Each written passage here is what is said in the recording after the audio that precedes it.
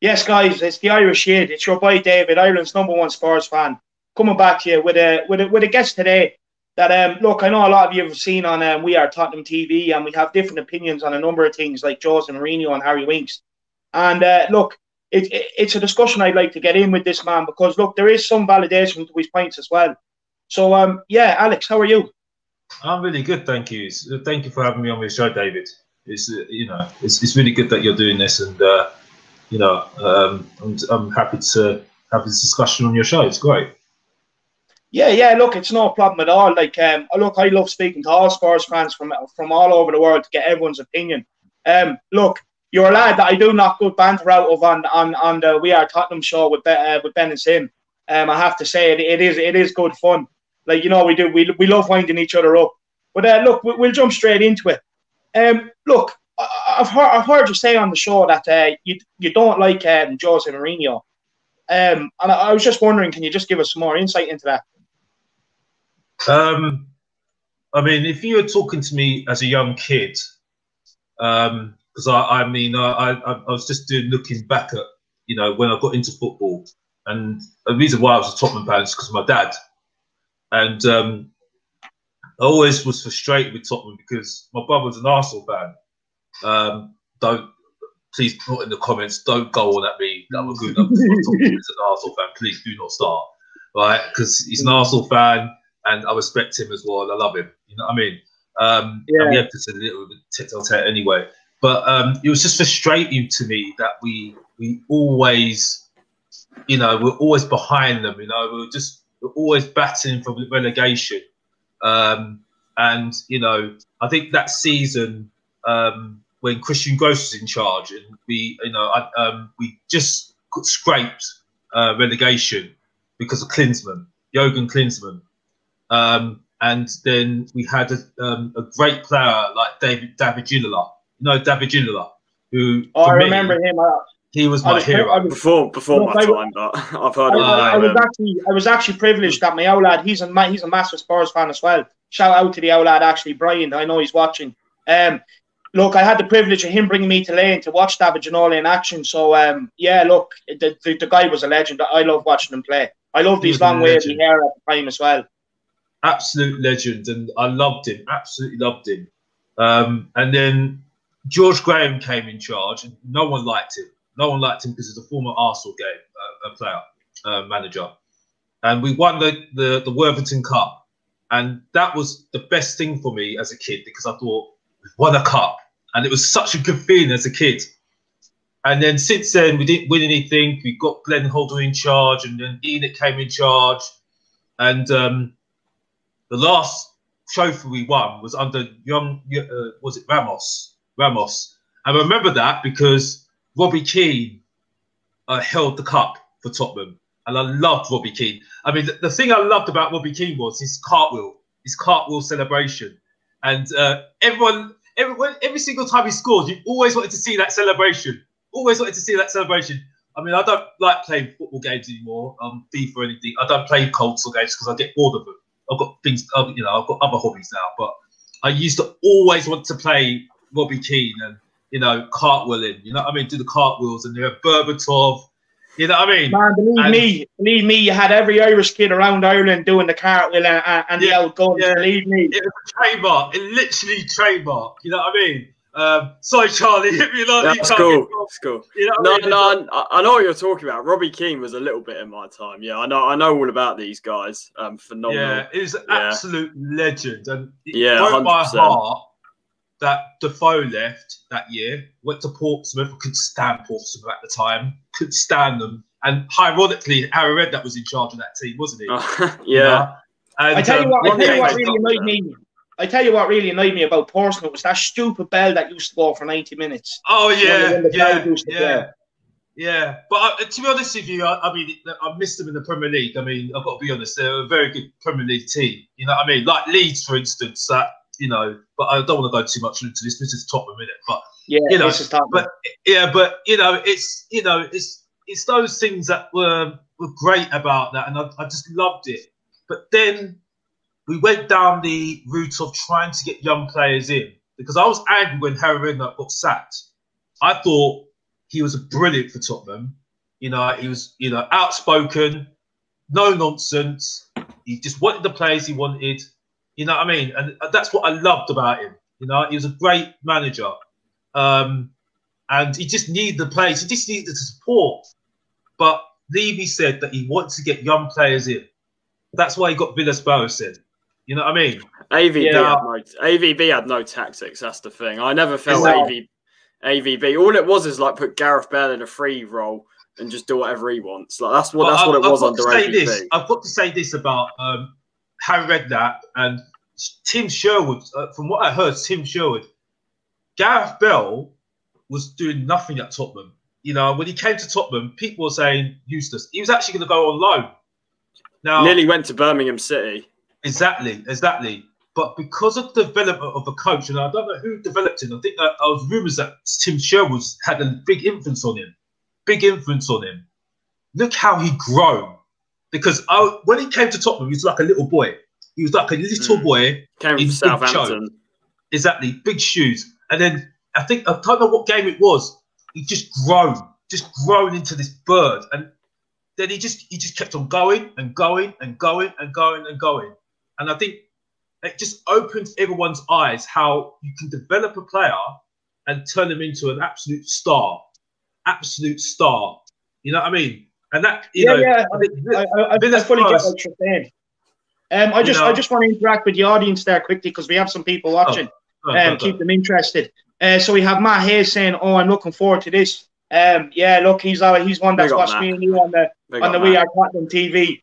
Big up, Matt. I also done a preview show with him earlier for the Chelsea game. Make sure you get over and check it out. I tried to give you a tactical insight into the game and basically where I think we can win. So make sure you check that out.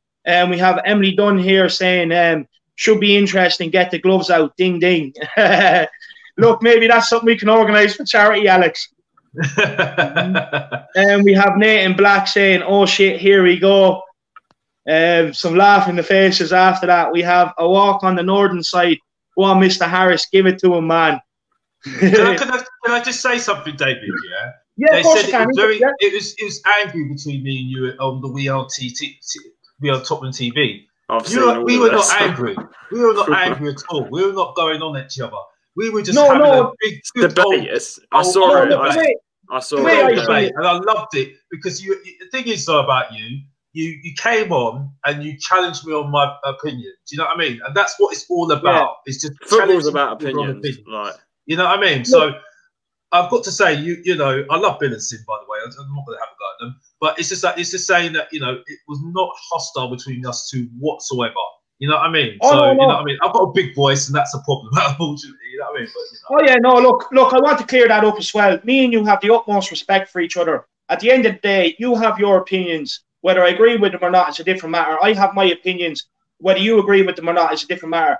And look, Charlie has his opinions as well. But this is what brings shows like this, the debate shows, where we can talk it out and people can understand your side and understand my side. And maybe we can come to a middle. You know what I mean? And just basically discuss Tottenham.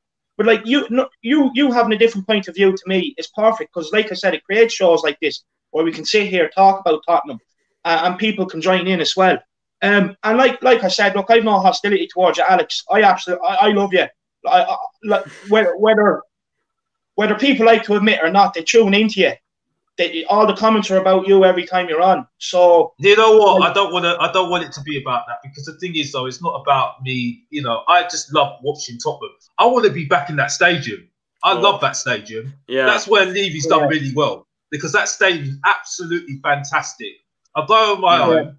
I had to pester my dad to go there, and luckily he went to the Wolves game. I know we lost, but it's a brilliant stadium, absolutely fantastic stadium. Yeah, you know what I mean? Absolutely brilliant stadium. I just want to go through a few more live comments, and I want to challenge on a couple of your opinions, then, if that's okay. Yeah, go for it. Yeah. Then we have Nathan Black saying makes sense now. Matty Hayes, Tottenham blogs. I won't make it on today, David. This Everton versus Leeds battle is captivating.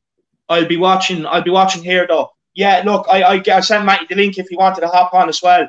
But yeah, look, I agree with him. It's a good game. I have it on here in the background. We have Screw in the Tuna, which is Sai off We Are Tottenham TV. I know a lot of you tune into him. Ginola a few times at White Hart Lane.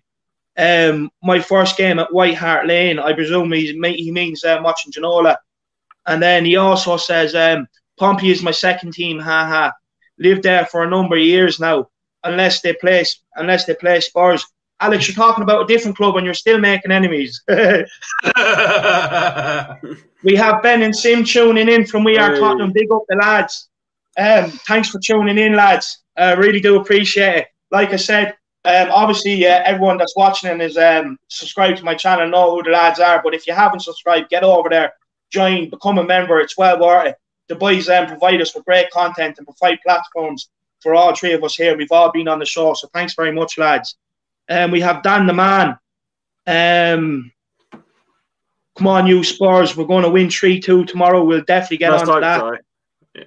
Yeah. Screw in the Tuna. This is much better than We Are Tottenham TV. I presume what he means by much better is the fact that we're going to let each other speak and we're not going to speak over each other. Yeah. But we ought to support other people, other Tottenham channels as well, man. Oh yeah. We'll always support them. And then we have the two, Matty Hayes and Screw and Tuna having a chat. But anyway, right, let's get into it, Alex. And Charlie, feel free to hop in as well here. Cool. Now, I genuinely want to know your dislike for Mourinho. It's something, personally, I don't understand because, in my opinion, he's changed a lot of careers around at Tottenham. Like, he's made a lot of players better. You look at the likes of Lamela, Dyer, and Dombele, Aurier. He's changed them all around. He's changed their careers at Tottenham. As well, he has. I firmly believe Toby signed a new contract because of Jose. I firmly believe Kane is going to stay now because of Jose. Look at the team unity we have. We're second in the table. He's brought in players for squad depth. His tactics always seem to be spot on, and he's always got over the line everywhere else, and he's won trophies everywhere else. So I basically I want to know is why you don't back him. Okay. Firstly, I want to make it clear that, especially after what Azegol said about Levy's always wanted, and he's always wanted, Jose Mourinho as Tottenham manager, because he's actually offered him the job a couple of times. So that's when I was shocked, and that's when I know he's going to be. If he gets top 4 this season, and next season, he'll be here long term. And again, I also will say as well, Jose Mourinho is a good manager. I'll put similarities to him to Alex Ferguson. Now, Alex Ferguson's a good manager. Yeah. The reason why he was so good and why Arsene Wenger lost touch with Arsenal, because he changed his coaching staff. Now, look at the coaching staff that Alex Ferguson had over time. He had McLaren, he had Brian Kidd, he had Carlos, Carlos Queiroz? And and he had Phelan. Now, when you look at those teams, look how they've changed because of the coaching staff changing. Yeah. Now, this is where I give. I mean, I don't think he's a long-term manager, but we'll have to see, because with Levy, it has to be long-term. When you've got a training ground that we've got, a training complex that we've got, which is absolutely fantastic, and they're going to make it even more better as well. He wants young players coming through. That's why I support the young players, because I know that Levy, because the reason, remember, when Harry Redknapp was in charge, he said, I want young players coming through. I need young players coming through. That's why Harry Redknapp went, and that's why Pochettino was a fantastic manager for Tottenham, because he brought through the young players. You know, there was a system going through. John McDermott, who was a fantastic youth director for Tottenham, absolutely fantastic, because he brought a lot of players through, like Harry Kane, Winks. He was brilliant for Tottenham. And when he left, I was worried for Tottenham, because I thought, how are we going to bring through those young players? Now, I think for now, I think everybody's going on about Jose Mourinho. I think the main people that have really helped him this season, and it's shown it because I think people forget when and Alistair Gold put this out. Did you see Sacramento on the bench on what was it on Saturday? Did you see him? Did you see him on the bench? Yeah, no. Apparently, No, he was up in the stand. He was on the top, sending out tactics to Mourinho and Ledley King. Now, surely that's Mourinho instructing him to do that. Yeah. No, I think that's both. I think that's both, and I think he's the one as well because he's came from Lille, and his philosophy is pressing. He's pressing. Now, this is where I think he's very clever, Mourinho. That's why I think he's a good manager because he knows that he knew that he was not his defensive coach. He knew that his tactics were going old, so he needed somebody to help him. Yeah, and that's where Sacramento's helped him, and also another person as well that I think is very good, Ledley King, because I think he's revitalised Alderweireld's career because he is listening to him. Because, like I said, when I saw pre-season, you see Ledley King's like saying, "Got to do this, you've got to do that," and Alderweireld's listening. He's definitely listening. You know what I mean? So, but surely you have to give Mourinho credit because he's the one that went out and handpicked Joe Sacramento and Ledley King. He changed all his backroom staff from the ones he had at Man United. These are now completely different. Yeah, I totally understand that, but I think it's a whole thing for me. You know what I mean? I think it's the players and the manager. I don't think it's just the manager. I think everyone's saying it is the manager, but I think it's also the players. I think it's Daniel Levy as well, who's played the blinder in the transfer market as well. But this is on the promise of getting top four. This is on the promise of getting top four because I think that's going to happen easy this season. Well, we have to see. We have to see because, as I said, we are in November, and I think Jose is playing it well. He's kept his calm, and I think that's where it's good when he's calm. You know what I mean? But yeah, everyone talks about the second season with him. You know, everyone talks about the second season with him, and I don't think. You know, I don't know whether I don't know whether he's gonna be good long term for Tottenham. You know what I mean? Because I'd like to see more younger players coming through the team. You know, yeah, go. Sorry, overnight. I just want to bring Charlie in here. Just two things there that you said. You don't think you see Jose Mourinho long term.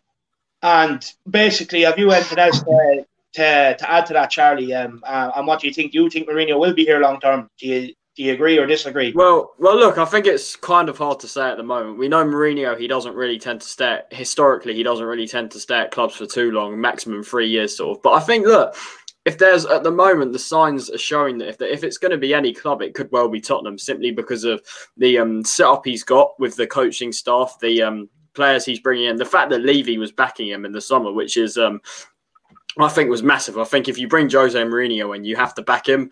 Simply, it's as simple as that. Really, you can't not back him. And I think look, it's sort of a question which you can't really answer if he's going to be long term at the moment. But I think if you were to sort of hope for that, I think the signs are good. I feel at the moment.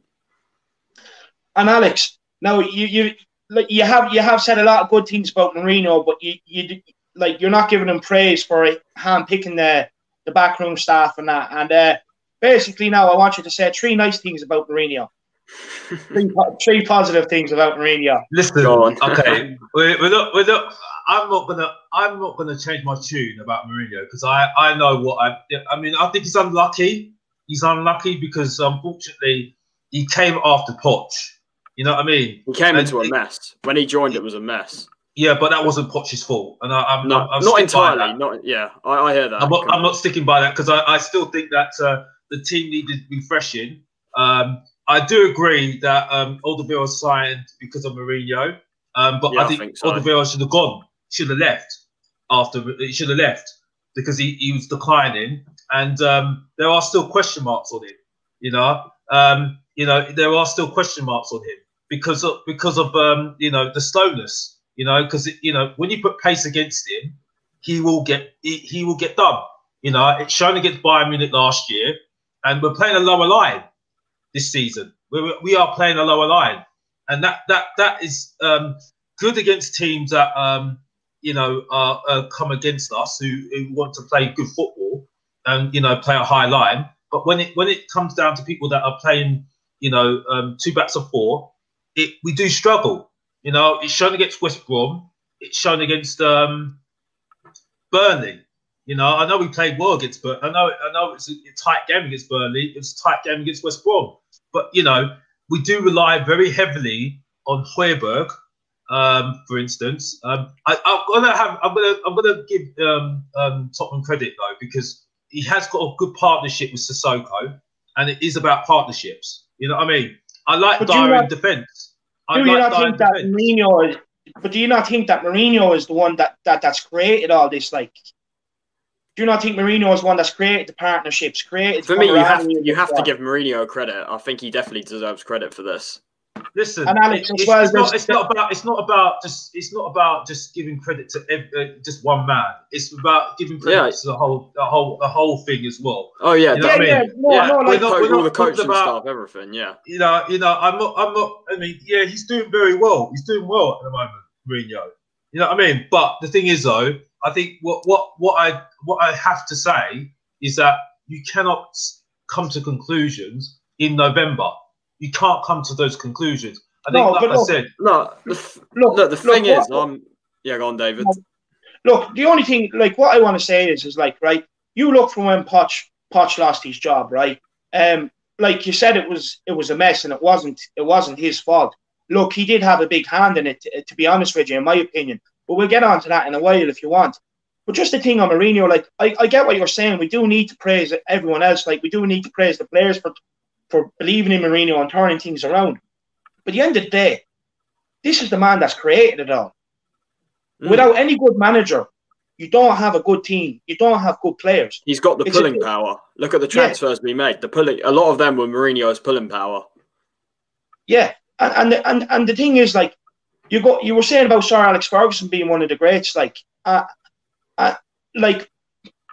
but he's the manager of United. He's the one that brought it all together and made it work. And this is what Mourinho is doing at Tottenham. It's very similar. So, like, in my opinion, we do actually have to give Mourinho praise for it. But anyway, there's a lot of pressure in the live comments, Alex, now, especially from We Are Tottenham. Let's hear it, Alex. They want to hear the 3 positive things. Let's give the fans what they want. Surely you have 3. Okay. I got to be honest. Yeah, the first. Okay, I'm gonna just answer the question. What I would say is that one of the positives is that we have got a partnership. You know, we have got a good back four at the moment. Okay, but I mean there are question marks on it when we have speed. You know what I mean? Ndombele is a positive, obviously, but I still think he could do better. But I think that's down to the coaching.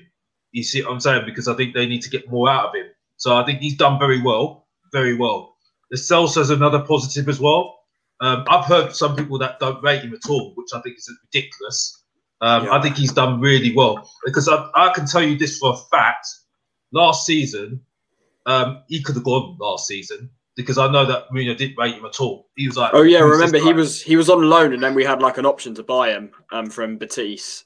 Yeah, exactly. Like at the time, he wasn't at the start of like Poch, because you know with Poch, like me and David have said it. Like when we make a new signing, he doesn't play for like half a season. So there's a reason for that, though. There's a reason for that, though, and he's a good reason because he wants to get them up to speed. You know what I mean? So, but yeah, I mean, yeah. I'm sorry, I interjected to you, Charlie. Sorry. No, it's fine. It's fine. No, I was saying that the thing is with that, because you've seen with Mourinho, the signings we've made under him, they've sort of more or less, maybe a couple of games out, but more or less they've sort of come in pretty soon. And I think with Poch, I felt like what takes it so long. I get the bedding in process, players if they're coming from foreign countries and stuff. I get that, but surely not like half a season or something. You know what I mean? Like it's a bit long. It was a bit long, wasn't it? Yeah. Look, for me, I didn't understand it. Anytime we signed a player, it was taking 6 months before we seen them. Yeah. And And look, that was one of Poch's biggest downfalls as well. Like, he had too much trust in the players. He didn't want to rotate it. Whereas when Mourinho's come in, he only wanted to rotate fullbacks in that one season. Remember, me and David were speaking about it off stream. Remember that one season where he only rotated fullbacks? Yeah, like that. That's the thing. He was constantly rotating fullbacks.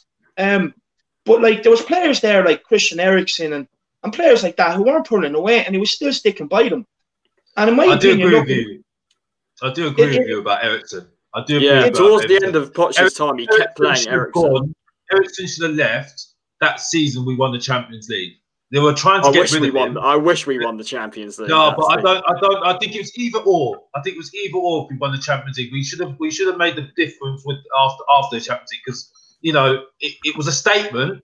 You know what I mean? It was actually very good to watch Arsenal fan TV and watch how they were crunching. They were crumbling. All the Arsenal fans were crumbling. All of them. I said, Tottenham going to win the Champions League. I might win the Champions League. We were living so worried. I was just like, wow, this is really going to get to them. Honestly, we were living rent free in DT's head, so that's good. Yeah, I know. So it's just I think that's the thing with Tottenham at the moment. But I think Eriksen should have left, and that was frustrating for Tottenham. Like I said, no one came in for him. Literally, for some reason, that was frustration. No one came in. I don't know if they thought they could get him for free in like a year's time. I think that's why no one came in for him. Like that's not the only reason why Poch lost his job, and we're here with Jose Mourinho. Like as well, like not only did he trust players too much and he didn't drop them when they were playing poor, like because now you have Mourinho coming in, no player is safe. You have to be at the races if you want to stay in the team. Look at David. I think people forget. Okay. For 2 seasons, we were playing at Wembley, right? There was a season when we couldn't buy anybody. We did end up buying Grealish. And look how bad that decision was. Wait, that season where we didn't buy anyone, I think David said to me as well, the reason we didn't buy anyone because Poch wanted this very specific type of player. He got offered by Daniel Levy, he got offered the likes of Yuri Tielemans and also Grealish, which we couldn't get that deal done for whatever silly reason. But likes of players like Tielemans and stuff that we got offered that summer, that Poch got offered by Levy. For some reason, Poch didn't want someone like Tielemans. I'm not sure why.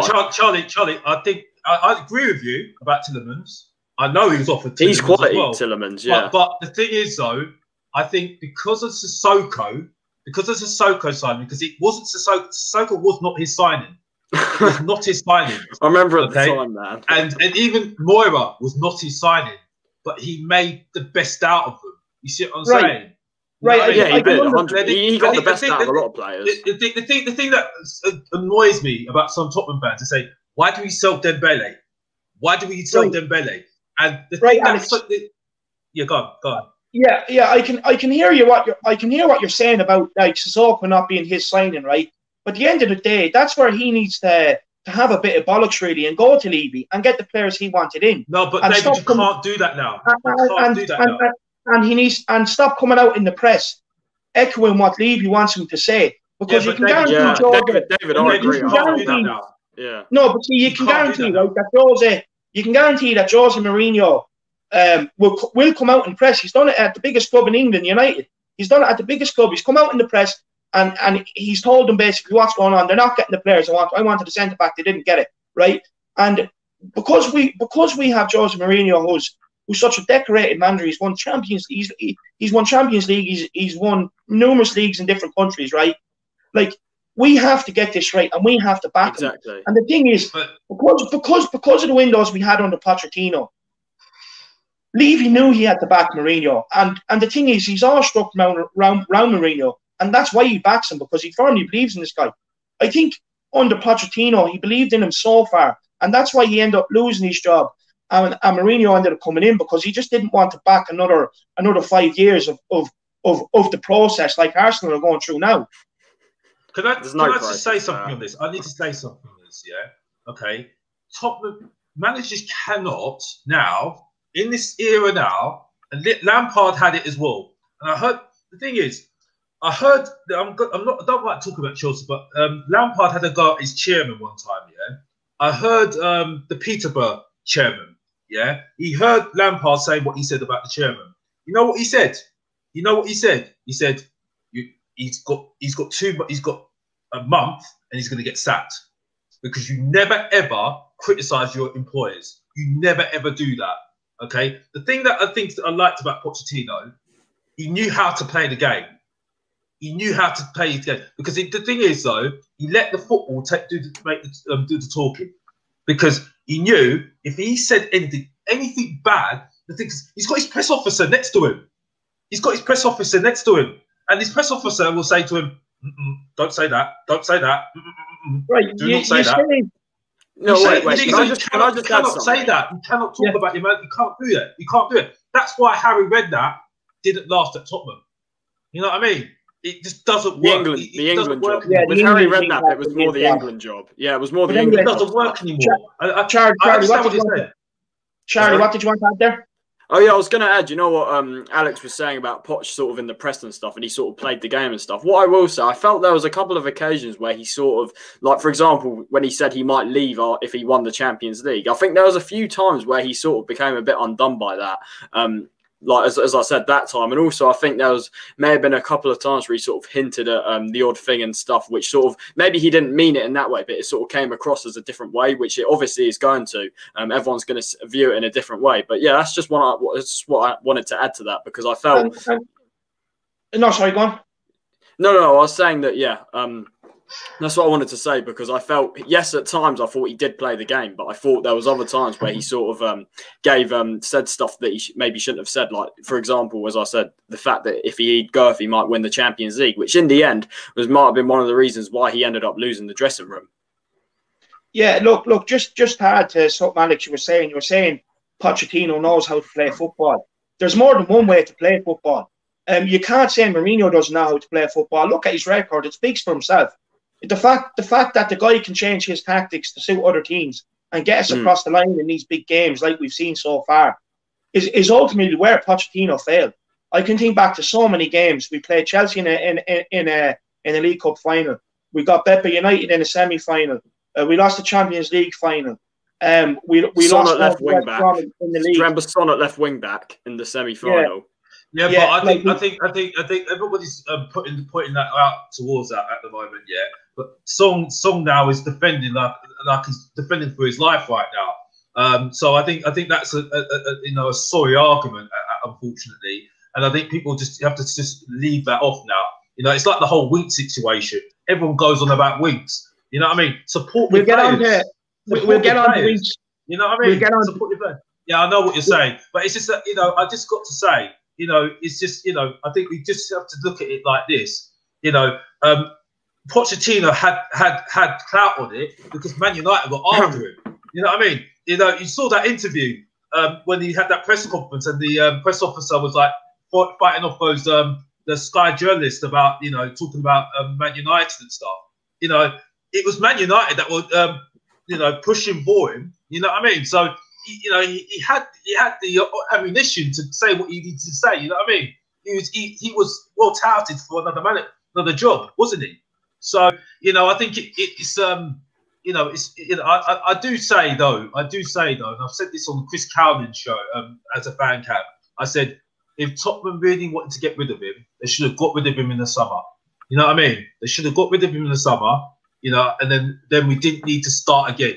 You know what I mean? Doing it in the middle of the season didn't help us at all. Alex, what I will say is that I felt like if fans and the board, whoever, because I don't think anyone knew that we were going to go as stale as we went, sort of from the start of the season to when he got sacked in like November.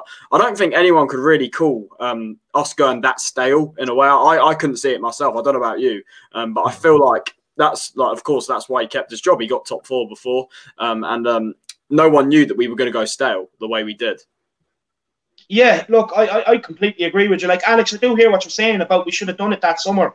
But the only thing I'll say with that is that he had credit in the bank getting us to a Champions League final, really. You kind of had to give him the start of the season.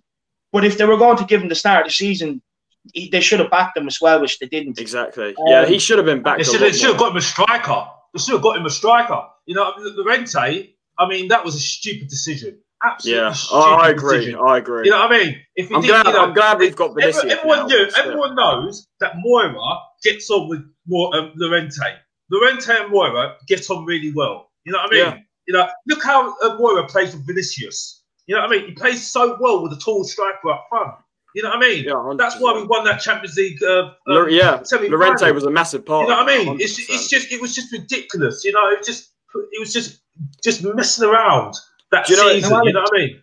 Do you know what I felt with the thing with that summer is that I felt with Poch, yes, he wasn't backed, but I felt the thing is there was stuff coming out at that time because you remember we sold Trippier. We clearly needed a right back that summer. But there was stuff coming out from I don't know where it was coming from, saying that Poch was happy with Walker Peters and Foyth and Aurea. I'm not sure. Was he really happy with that? I just can't see how he would have been happy with. He wasn't happy. I think he was just trying to dumb things down. You know what I mean? Because I think he knew how bad it was behind the scenes. You know what I mean? See, this is what I'm saying to you, Alex. Like Mourinho wouldn't do this. Yeah, exactly. He wouldn't. Yeah, but I think the thing is though, if like I said, if Tottenham do not get top 4 this season, and I'm going to say this as well, Carabao Cup, FA Cup, and I love the FA Cup. You know what I mean? I don't like saying this, and Carabao Cup. And I'm saying this now because you saw what's the press about Tottenham's finances. You've already heard it. Yeah, we've taken the loan out, right? We've taken the loan out. Yeah. Which was genius in my opinion. Yeah, we still managed to invest in the squad, which was fantastic. I know, but still, it was just clever. It was just clever finding from Tottenham because the way Tottenham do their business, Tottenham don't talk about their business. They don't talk about signings. They don't talk about anything. You know what I mean? They keep it very quiet. You know, that's why it works this season. You know, the connection between the director of football and Mourinho is very good. Even though I don't like Steve Hitchin, I think he doesn't like January. He doesn't like the January window. I like Paul Mitchell. Alex, is there anyone at the club you do like? I like Paul Mitchell. Paul Mitchell was good. Yeah. It's a shame that he went. He was so good. Look at what he's done at Leipzig. Look at got Werner, so good. Oh my god, Lima, so stupid to let him go. All these guys. I was so angry when I heard about him. People at Leipzig, look at what he found. Werner for Leipzig. I know he's at Chelsea now, but not just Werner. Pretty much all the players that made Leipzig good. That was Paul Mitchell. So I think I really liked him as well. Yeah, so good. And it's such a shame he left. Alex, I have a question here from Screwing in the Tune. You're going to love this because you're not a lover of Jose. Question to all three of you: if you do not have Jose, which manager would you have and why? Oh, it's like this is an easy one. I would have kept Poch, but the thing is, can I just say this? I think Mourinho is good for us at the moment. I think Mourinho is very good, and I think he's going to be here for the future as well, dependent whether he still gets top 4. You know what I mean? Because as I said before, this is Levy's man. Levy has always wanted Jose for a long time. So if Jose gives what Levy wants, he will stay at Tottenham for the foreseeable future. Okay? It's quite clear for Alistair Gold, that's the case that he wants at the moment. Okay? Well, who would you have? If it doesn't work out with Jose, the fingers will be pointed straight at Levy. Straight at Levy on this one, because he's the one that gone out and got him. Okay, he's the one that's been actively wanting for such a long time. So it's on him with this one at the moment. So he needs this to work for him, for me. Oh, it will work in my opinion. I'm fully on the Jose train. Yeah, I agree with David there. Yeah, I agree with David 100%. Yeah, go on. No, sorry, go ahead, Charlie. No, it's fine. Just go on. Just on the question, if we were to get rid of Jose, just to ask our size question, who would you bring in and why? I mean, I don't see anybody else but Poch at the moment, because I don't see anybody else that's actually better than what else. Because for me, if Mourinho goes, we're going to go to a manager just like Pochettino, like a Nagelsmann, or who else is there?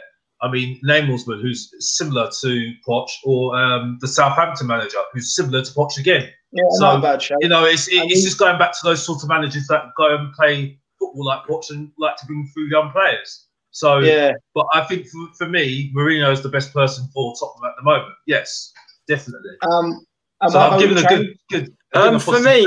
For me, I agree. I think Mourinho is the best for us right now. I think who else is there that's better than Mourinho? I think you talk about like Nagelsmann and stuff and Ten Hag, these guys. I don't want these guys because we had it with Poch. We did that sort of long-term project, and for me, Tottenham need a winner like Mourinho, and I think that's why Mourinho is perfect. But if you were to really put my neck on line and say if you had to have another manager, you got the likes of Allegri there, who's he's a winner. He's won stuff in Italy. He's an experienced manager. But apart from that, there's no one else really at the moment. So I think Mourinho is the best by far for us at the moment because he's a winner and Tottenham need winners in their team. We need to, and that's what he's doing at the club. We're seeing he's trying to he's having a shift in mentality, which is something we've been calling for. And I think that's why Mourinho is perfect because we need a winner. We need someone that knows how to do it. And I think, Mourinho is perfect. And I'm fully behind him. I'm fully on the Jose bandwagon, that's for sure. Can I just say something as well? Can I say something good as well?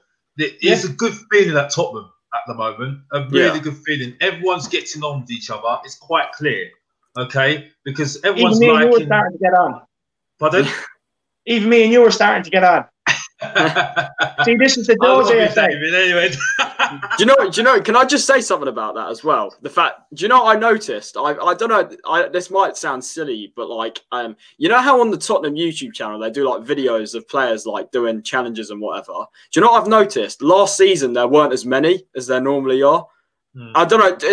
I might sound stupid, but I don't know. That just like I don't know if that's something to do with like the state that the sort of players were in last year compared to now. They're sort of bringing them back now this year. I don't know if that's to me. It sounds a little bit silly. I don't know if that's. I don't know what you guys think about that.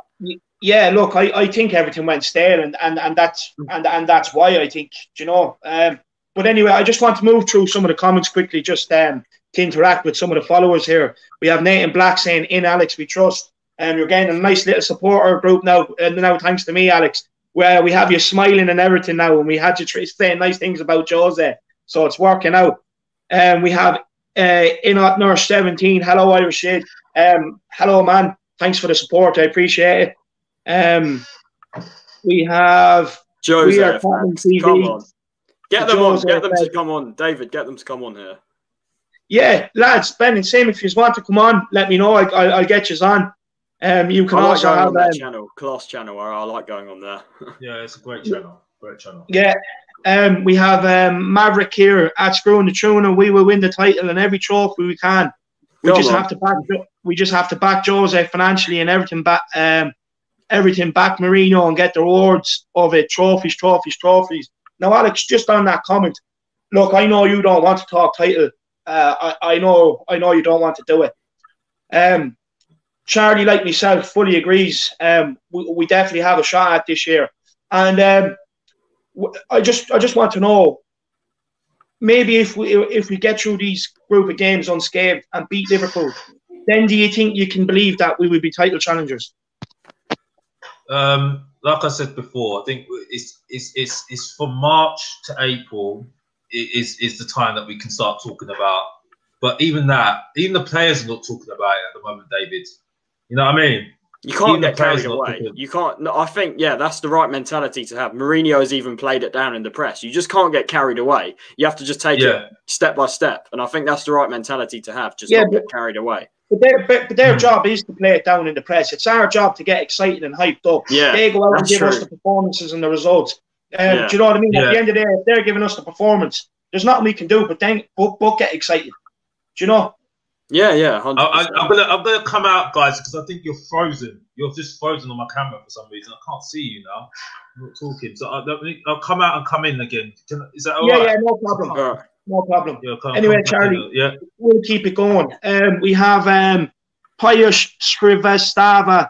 I hope that's a good attempt at the name. I'm not the greatest, so I hope I got it right. His Jose hate is without any merit. Today, Liverpool barely able to draw a game against Brighton, but everyone is like Liverpool is brave while Tottenham was boring. When we won comfortably. Sorry, go ahead, Charlie. Yes, as I said, that comment there, it's true. The media and everyone like that have an agenda against us. And it's clear to see that they just don't. They're just desperate not to sort of give us credit and stuff. And like now, you're starting to see a little bit that they sort of have no choice but to. You look at even Paul Merson has been coming out recently and saying good things about Tottenham, which is something you never see. So I think the way things are going lately, it sort of leaves some of them with no choice but to give us a bit of credit. Yeah, look. This is a thing I spoke about on numerous channels about the disrespect they really do get in the media. Look, Liverpool will probably be praised today about their draw because of their injury crisis. But if we draw to Chelsea tomorrow, they're just going to say, look, they're just going to hate on us, saying it's either a game we should have won or we approached it negatively. Do you know, I've already written the headlines for them, so if they're printed tomorrow, they just prove me right. Also, Alex, what do you make on this point? Oh, sorry, Charlie, go ahead.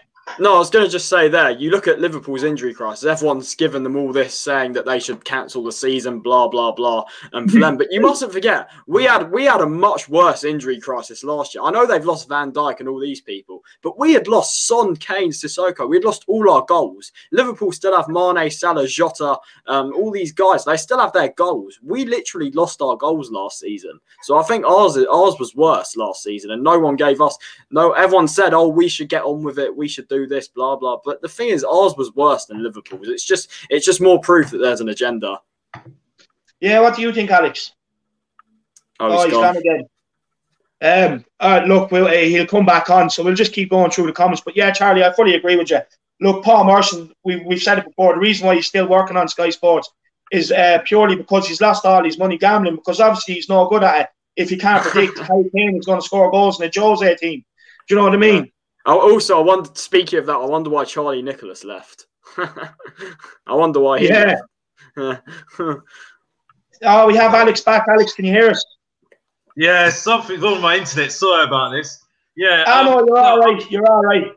Yeah. Look, what do you make on? I don't know if you were listening there, but what do you make on basically the negativity Spurs get in the press? Look, everyone loves to hate us. So, what do you make on that? Everyone seems to always have that anger against Tottenham, and I'm used to it now, to be honest with you. One thing I would say is that I don't really listen to the hype, especially on. I don't like having to go at channels, but the only reason why I have to go because I can't stand the Chelsea fans on there because they just go on. And if I actually felt like I could actually banter them, I would go on that show and actually talk them under the table. The Football Terrace. Oh my gosh, I can't stand some of the Chelsea fans on that channel. Honestly, I think I know who you're talking about. They talk absolute rubbish. Absolute rubbish. The thing, do you know what it is? I'm really sorry, actually, Jamie, for actually talking like this because I don't like criticising people. But when you hear, criticise all the opposing fans you want. I love it. I can't stand them. They just talk rubbish. They talk rubbish. They talk about Tottenham, and they're all bigging us up. And I'm just like, what are you talking about? Just talk about your own team, honestly, because you're wasting your time. Do you know what I mean? Do you know what it is with the Football Terrace? I actually have to say, Terry, the guy that runs it. I have to say, recently he's definitely sort of been starting praising us recently, which is he never used to do, which is something recently he's starting to finally realise, and fair play to him because he's given us credit where it's deserved. Yeah, I think it's just a bit too hyped though for me. Too hyped. I think they're a bit hyped. And that's why I just don't listen to them. I don't listen to most of those Chelsea fans. Not having to go to Terry because I think Terry's a good presenter. Yeah. There are actually some good characters on there. There are some good characters on there, which I do really like watching. But some of the Chelsea, oh my gosh. I mean, I actually don't mind Chelsea because there's some Chelsea teams that I couldn't stand. Yeah. You know what I mean? Hazard, for instance. Yeah. Who just wanted to stick it to Chelsea. But the Chelsea fans, oh my gosh. No wonder you don't like them. Honestly, you know what I mean? Anyway, you know what it is? The problem with that is that they've got their own show called like That Chelsea Show or something like that. They've got their own show is just, and it's not Terry's not even on it. It's only them. That's the thing. Yeah. Anyway, moving on back to Tottenham. Something I want to get onto in a couple of minutes. I just want to fly through some of these comments because I'm a good bit behind on them. But one thing I really do want to get into you with now in a couple of minutes, Alex, is Harry Winks. Because I know he's a player that divides opinion, but I just want to go through some of the comments first. This guy's amazing at the Irish Shield. Yeah, thank you very much, Maverick. I love it. At the end of the day, subscribe. Give me all the support you can get. Go and get your uncle, your auntie, your nanny, your granddad, whatever. Get them all to subscribe. Every little helps. Nurse, I don't think we will win the league. I have to say, look, you could be right. At the end of the day, I'm on the hype train. I want to ride it as long as I can. We don't get too many seasons where we can't. So as far as I'm concerned, I want to enjoy it for as long as we can. Look, it may not happen, but if it doesn't, I'm going to enjoy it while I'm in the moment. I'm a person that lives in the moment. So, look, for now, until we're mathematically not possible, I do think we're going to win the league. Nurse kept poch and win no trophies. Yeah, look, we all know what happened there. Big up in Turner. He's on my channel a lot. He came on the fans preview this morning. So big up to him. Yeah, look, he's on my channel. He's on your channel. Matty Hayes, we are Tottenham. Big up. We have to say big up in a Turnish. Like he gives us all support. I don't know where he finds the time to split his time across 4 channels, but we all appreciate it. Thank you very much. We have we have Merrick as well. Big up to him. He's on my channel a lot as well. Anyway, I just want to say, plug it a bit. If anyone's watching, if you want to come on and have your say on a sort of channel, make sure to go and check out my fans preview and review after and before games. So if any of you guys want that, just come check it out. Yeah, look, it's a channel that I love going on as well. Like we have lengthy discussions. We love it. Alex, I think you should get on the one now for the Chelsea game, as well as the We Are Tottenham one. We have Poch Srivastava. Alex Hay will very soon become very bad for Poch if Jose wins big with Tottenham. He has to eat his words, and he will eat Poch's achievement as well. Actually, that's an interesting point. Will you come out, if we do win the league or a cup, will you then come out and praise Pochettino and be on the or praise Mourinho and be on the Mourinho train? Yeah, I would, but you know, I'll be. Oh, he's gone again. His connection. I don't know what's going on with his connection. Anyway, we'll continue on, Charlie. We have Maverick again. Another guy, like you were saying. Yeah, we were saying he comes on my fan cams. Big up to him. Yeah. So keep up the support, guys. And like I said, make sure you get over to Charlie's page. He puts up great content, as well as Matty Hayes and We Are Tottenham. The 4 of us are out there trying to do our thing, so please support us. And we have What's the Story. What's the story? That's the old father. Nurse. He's just replying to someone. But yeah, Charlie, Harry Winks, it's a player that Alex. I know Alex has a lot of time for me personally. He's back. Yeah, here's Alex. Personally, I think Harry Winks is a player that he just grinds my gears. I find myself just every time he plays, just not enjoying him. I personally, I just don't think he adds anything to the team. What do you make on this? Yeah, I mean, look, I've said my piece on Winks many times. I think I talked about his goals and assists, and he got that mad goal against Ludogorets. But still, I feel like, just as you said, with him in the team, I just feel like we get overrun. And I think it's a guy that I don't think he's good enough to start for us week in, week out. I think Højbjerg is definitely nailed on to start in that position. And I just feel with Winks, it's about, yes, he has what Matt said on your preview earlier. He definitely has potential. It's just the system. He just doesn't suit the system we play in at all at the moment. It's the same with like Dele Alli as well. Just the system just doesn't suit them. And I think with Winks as well, I know, look, against Ludogorets, I thought he was really good. I thought he was one of our better players. Not just for the goal, but the fact that he was sort of passing forward, which is what I always call from him. Like as you said, David, when it frustrates you. For me, what frustrates me with him is whenever he just passes sideways, backwards, and just doesn't do anything. For me, that's what frustrates me with him sometimes. But I think, look, it's just a lot of it as well as about the system. He just doesn't seem to fit in the system. And I think someone like Højbjerg there, who has that mentality, has the sort of strength and more steel in him. I think he definitely suits the system perfectly. Alex, I know you're a big fan of Winks. Personally, he just does. He passes 5 yards sideways for me. He doesn't take any risks. He's not aggressive, and anytime he plays, we just get overrun in midfield. We don't seem to turn the ball over, break it up, and he's just a guy for me that he's just not good enough to be at the club. But look, I know you have your views on it. So what's your views on Harry Winks?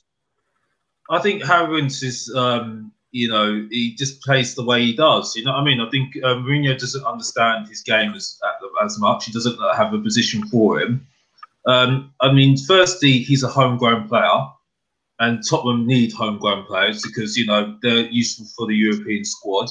Because I think people actually forget that, unfortunately, with the European rules, that if you're from an academy from Ireland, Wales, or Scotland, you're not a homegrown player. So people like Doherty, Davis, and who else is there? Roden. Well, Dyer's not a homegrown player for both the Premier League squad.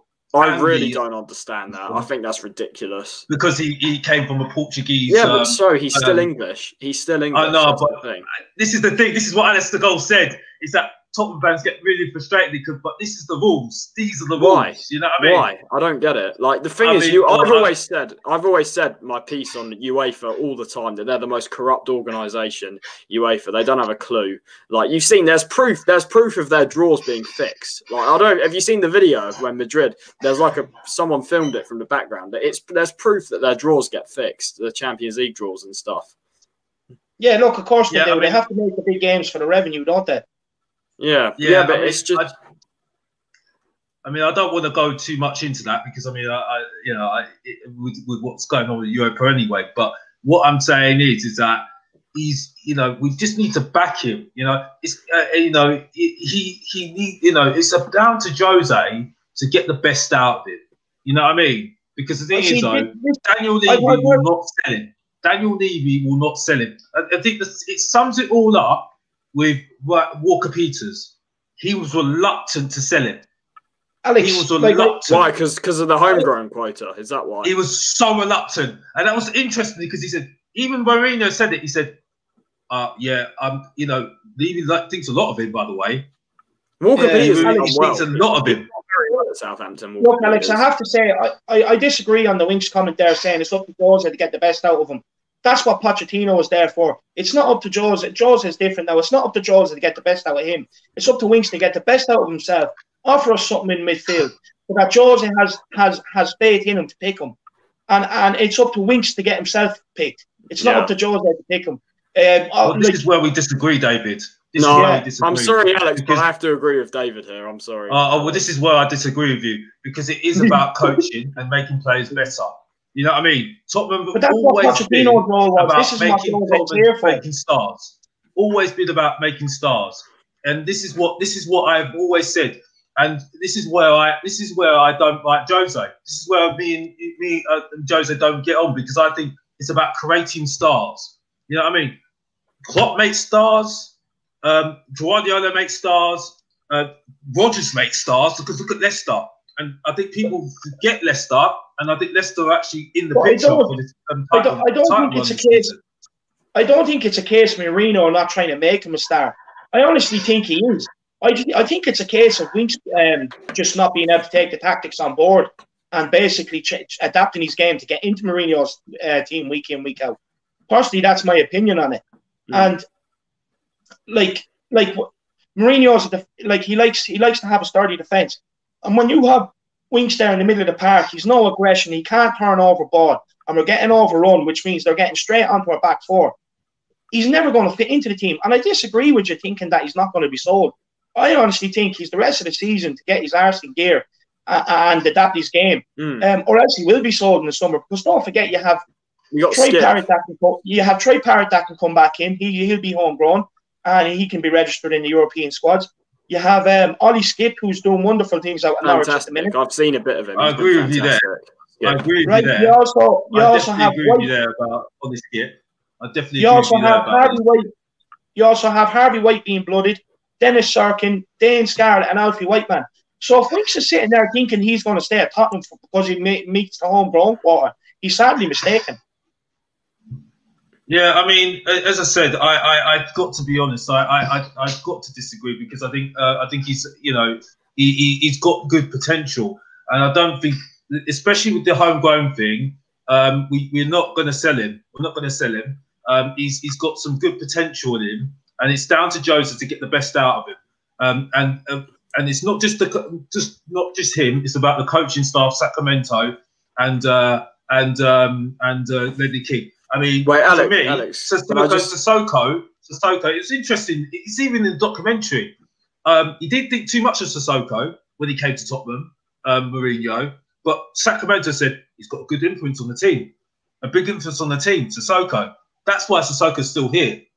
Because Alex, can I just add to your point? You say with Tottenham not selling Winks or whatever. Would you really feel that if Tottenham was to get, let's just say, what it was rumoured in the summer, City offering 40 million, do you really think that we'd turn that down, like 40 odd million? Do you think we'd turn that down for Winks? We might do, but it doesn't make sense really, because the thing is, with Tottenham, unfortunately, getting rid of Winks is not the problem. I think the problem is that we've got a foreign player problem, and I'm not trying to be horrible in terms of trying to be horrible in terms of that. We've got too many numbers of foreign players in our squad, because we only supposed to have only 17, unfortunately. You know what I mean? Because of the European law. Yeah. So look, we have to get rid of more foreign players than the homegrown players. You know, because if we're going to get a foreign player in, they won't be able to fit in, because that's why Fernandes is not in the team. But what I'm saying is that if you sell someone like Winks, I feel that you've already got a direct replacement in there in Skip, and Skip's a homegrown player. Yeah. So I feel like it's a like-for-like thing with that. If you were to sell Winks... Yeah, but it still doesn't sort out the problem, mate, because the thing is, though, he's still got a problem. Yeah, because we have to leave.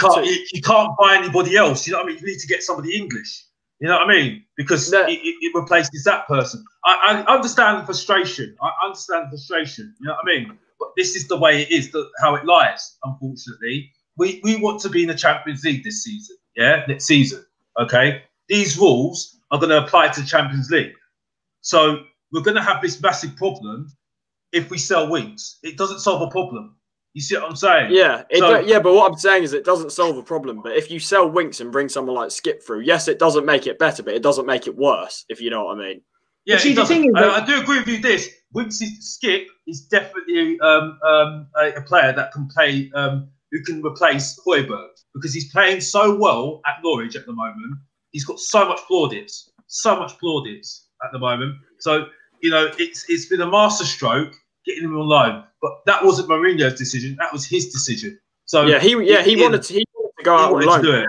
Yeah, because he wanted regular playing time, and you have to say he's right, because he's definitely benefiting from that now, getting regular football at Norwich, and he's been their player of the month a couple of times, I believe. So, yeah, look, he's definitely, when he comes back, he'll definitely be a different sort of alternative to Højbjerg in the team next year. But did you hear what he said about Tanganga?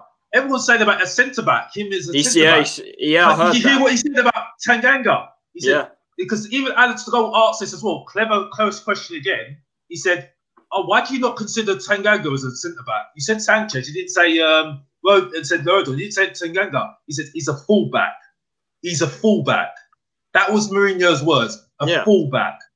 So I mean, this is where I've got to actually say, looking in the brain of Mourinho, it's quite interesting. You know what I mean? Because you see the things that we see with Poch. You see the things that you see with Mourinho. It's so interesting when you see the questions that are asked in the thinking, the way that he's thinking, you know, the way that Sacramento thinks, the way that Ledley King thinks. It's so interesting, you know, because this is the glue that, you know, how it develops, it evolves, you know what I mean? And it's just, you know, Tanganga, everyone thinks he's a centre-back, but Mourinho doesn't. He thinks he's a, you know. For me, he can cover both right back and centre back. But quickly, I just want to move through some of the comments, guys, here, because we're getting a good few and way behind. And then there's a couple of other players I want to talk to you about, Sanchez and Ali. And we have, what's the story? Mourinho has found his mojo. Watch out, Premier League. I fully agree with him. What do you guys think on that? I think at the moment it's too early to say. It's just too early to say, and he's got to be careful. He's got to be careful. He can't be starting playing my games and start shouting the rooftops anymore, because it doesn't work. It doesn't work. oh, it was so good to have some good internet as well, because I was missing you guys. I have to come in and come out again. It's annoying. But yeah, it is, you know, it is that, you know what I mean? I think he just needs to just keep, you know, keep his just keep it calm. You know what I mean? Keep it calm. It's hard. Don't make statements. Especially when you've Chelsea and Arsenal coming up. But anyway, I want to go through more comments here quickly. Poch is past and Josie is the future. Hop on the train and let's win trophies. Poch reached his pinnacle. Is it Mourinho Tottenham, by the way? Is it Mourinho Tottenham, by the way, the way that people are talking? It's like, come on now. Come on, just get over it. For goodness sake, honestly. It's like, come on. Anyway, sorry, David. No, you're all right. It's good to see you getting excited and happy, Alex. I know some people have referred to you as oozing depressions. But look, Poch reached his pinnacle when he reached the Champions League final. The way he was happy and crying or felt achieved at that moment. We lost the final since then. Is nothing more achieved per him. No, wait. I think what he's saying. I'll just try and work out what I think. What he's trying to say is that Poch, he loved the club. He definitely loved the club, and you could see when he reached that final what it meant to him in that Ajax game and stuff. And what the comment there, what he was trying to say was that sort of him and the players felt that what's next sort of thing, like what's going to happen next. And I felt that's partly the main reason why we ended up going stale and stuff. Yeah, fully agree with you. I'd like to welcome Matt Hayes to the stream. Yeah, they got Matt. How are you? Look, Matt, I know you have strong thoughts as well as Charlie. We've all spoke about the whole Poch thing in the Champions League final. So work away. Start. Yeah. There's just a few points I want to make. First of all, Alex, it's great hearing you talk. You know, we're getting to hear a lot more of your opinions tonight than we usually do in the We Are Tottenham TV show. And I get to, I suppose, understand your viewpoints quite a bit more tonight than we usually would. The few things I want to just mention. I was just watching there in the background. What you're saying about Jose Mourinho it's down to him to make Harry Winks a better player. And I agree with what you're saying in that, you know, it is down to coaches. You know, they need to get the best out of their players. But I was only talking to David about this in his on the preview show a while ago. I think while coaches do have that sort of onus on them quite a bit, I think that it's not Mourinho's job at this stage because he has better players in that team. You know, Harry Winks isn't a first choice, second choice, third choice player at the moment. And Mourinho can't afford to spend too much of his time trying to make him a better player when there are better players in that starting 11 already. So I think the majority of the onus is on Harry Winks to make himself a better player and to put himself forward and show himself to Mourinho as a first team player. So I wouldn't put too much impetus on Jose Mourinho to be the man to do that. And also you're saying there it's too early to judge if Jose Mourinho has his mojo. We're over a year in and he's brought us from 14th place to in the last week we're in first place. He has absolutely found his mojo. We're playing fantastic football. He's built his team. He's got the tactical mindset in the head of the players. He's got the coaching staff now who can help him. I think he's absolutely found his mojo, and we're on title building form. And you know that's not a matter of opinion. It's down to the facts. We have the longest unbeaten run in the Premier League. We've been top of the table for over a week, and our Liverpool, of course, knocked us out of that with their draw against Brighton today. But we beat Chelsea tomorrow, and all of a sudden we're 2 points clear of Liverpool and 5 points clear of Chelsea. So I think we do kind of have to give the credit to Jose Mourinho, regardless of whether you're a fan of him or not. I think, you know, he's our coach. We need to back him, and we're seeing the performances and the results on the pitch. So I think we just do need to, as an entire fan base, support him, whether you like him as a person or not. Yeah, that's spot. In my opinion, that's spot on, Matt. I completely agree with that. I agree. By the way, Matt, I've got to be honest. You know, you do come across very well. You know, the way you articulate your answers are really, really good. And I think, you know, that's why. You know, that's why I listen to certain people like you and Chris Cowlin, for instance, who I don't agree with certain things that he says as well, but I love him because he sticks by what he says, you know, and that's why I like David as well, and you know other people as well, you know. But you know, I'm not saying I don't back him because the thing is, though, he's going to be here for the foreseeable future. You know what I mean? I've said to you already, Levy's man. So if he gets top 4, he'll be here. He'll be here. He'll definitely be here. You know what I mean? And it's got to work for Levy because, for me, if it doesn't work with Mourinho, I know in my own heart that he will go back to a manager like Pochettino. I know he will. That's why I think it was a stupid decision to sack him, because I thought, well, you're only going to go back to Pochettino when it doesn't work out anyway. So what was the point in doing that? Is a manager like Pochettino really a bad thing though? Because everything that Pochettino did at the club is why we are doing so well with Mourinho now. Because Pochettino managed to build the basis and build a platform. Of course, we had hoped he would have been the manager to go on and give us success. But without what Pochettino did at the club, without the team that he put together, the community he built within the squad, without any of that, we would not be where we are today, and we would not have been a club in a position to get a manager like Jose Mourinho. And no matter who you are, you're not going to have managers of that caliber time after time after time.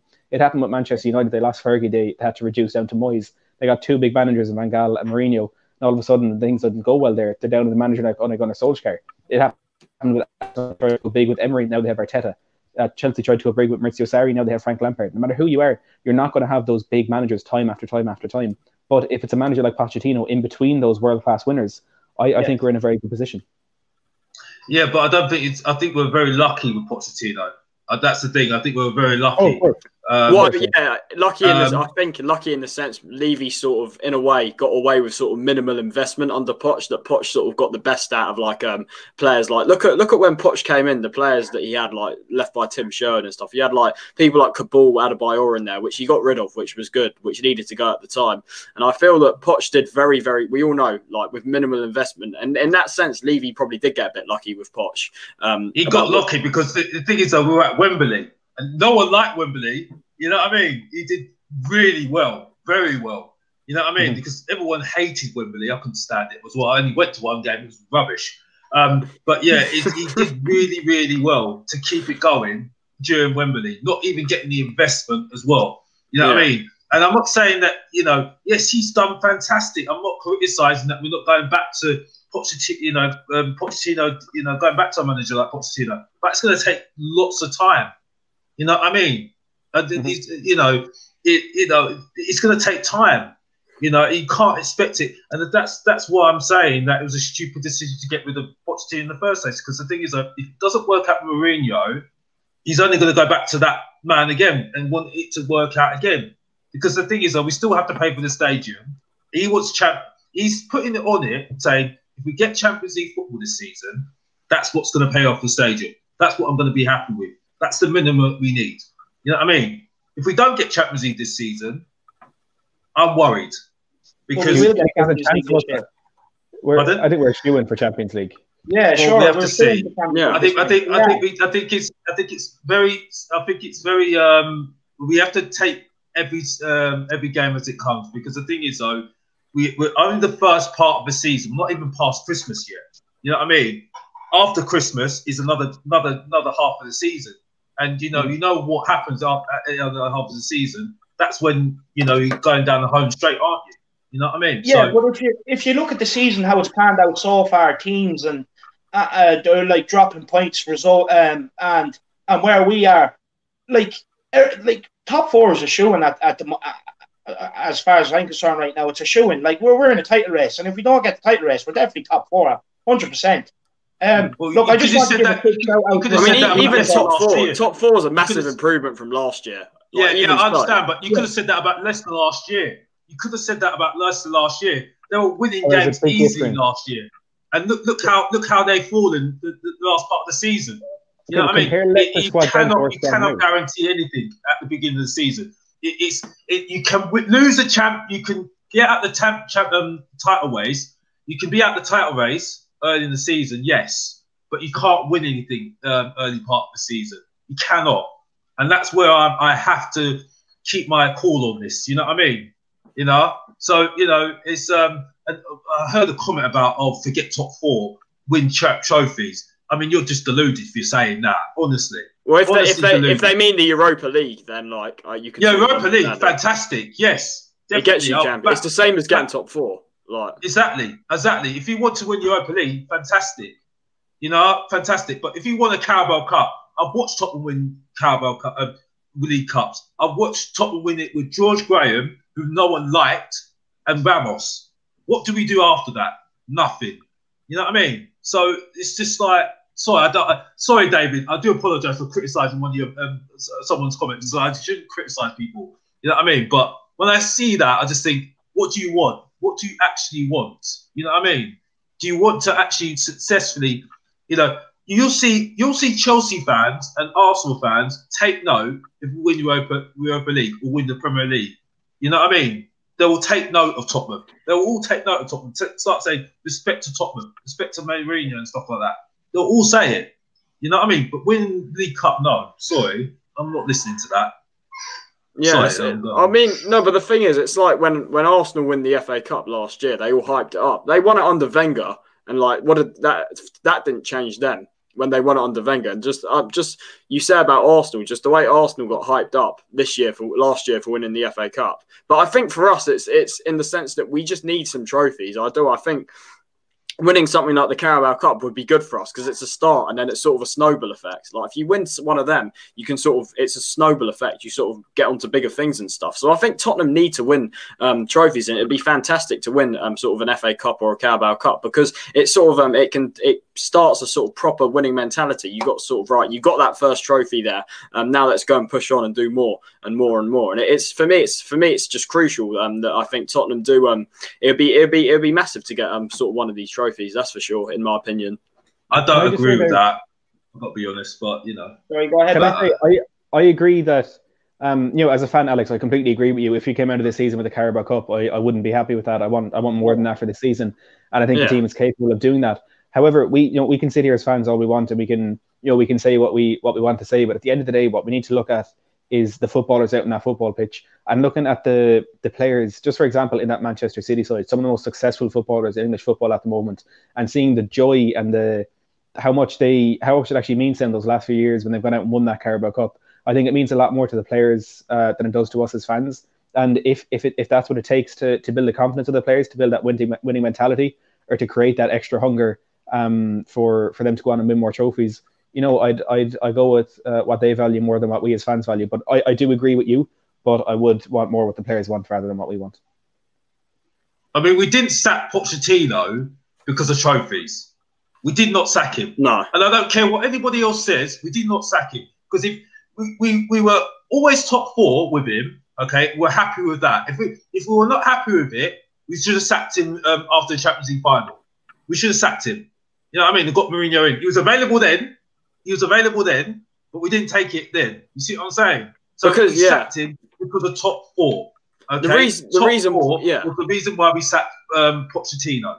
Okay? So for me, if you don't get top four and just get a Carabao Cup or FA Cup, you failed.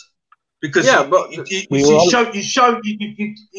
just sacked our best manager for a long time last season because of top four, and now you're saying, "Oh, it's Carabao Cup; it's absolutely fine after doing what we've done." We were already out of the Carabao Cup when we did sack Pochettino. Just worth noting as well. Pardon? Yeah. We were already out of the Carabao Cup when we sacked Pochettino. I know, but that's the thing. That's the point. But it's just that the reason why we got rid of him because they were worried about top four. Because top four gets you money in the Champions League. That's why Levy sacked him, because he was worried. He thought we weren't going to get top four, and I think as well. You talk about trophy. I just want to say as well. If you had asked me, I know it's a stupid question, but like if you'd said to me for any season, it doesn't matter. Would you rather have a trophy and no top four? Or top four and no trophies? You have to say top four and no trophies because it's what Tottenham have needed. It's much more important to get top four than win like a Carabao Cup. Or if you get both, that's even better. That's a lot better. If you get both, but I just want to say as well, like obviously, if you had to choose between a Carabao Cup or top four, you have to say top four because it's more important to the club. But yeah, as you said, as Matt said as well, I think. Just getting a Carabao Cup this season, I think with the team we've got a much bigger potential to do even better things this season, with the squad we've got. Yeah, look, I fully agree with you. Look, for me, I honestly thought going into that season, Poch was going to lose his job anyway. From the start, everything fell apart after the Champions League final. Some of the stuff we said in the press conferences in pre-season, it was inevitable. It was going to happen, and like the fact that Levy was able to go out and get Mourinho when you had Arsenal in the market for a new manager and everything else at the time. I'm confident he's going to bring trophies. I agree with you, Matty. Look, a Carabao Cup for me, although, don't get me wrong, I will live it up and I will celebrate it. It's not enough. It's not enough. Like, with the squad we've got, there's bigger potential. We're a big club now. We're Tottenham Hotspurs. And I want the big one. I want the Premier League. I honestly think we're shooing for the Europa League as well. I just want to go through a few comments here again quickly. And then I actually want to get on to something then. We have Marcelo here. Poch lost the dressing room. He was done with Tottenham, and I love the guy. Yeah, look, big up Marcelo. Everyone knows who he is. He again, he's an avid supporter of all of our channels. And he's the best hype man in the business. Big up Marcelo, and we fully agree with you. And look out for the show that I'll be doing with him again next week. Another shout out to Sean O'Neill there. He asked me for a shout out. He's a keen member of the Harris Army, so thanks very much.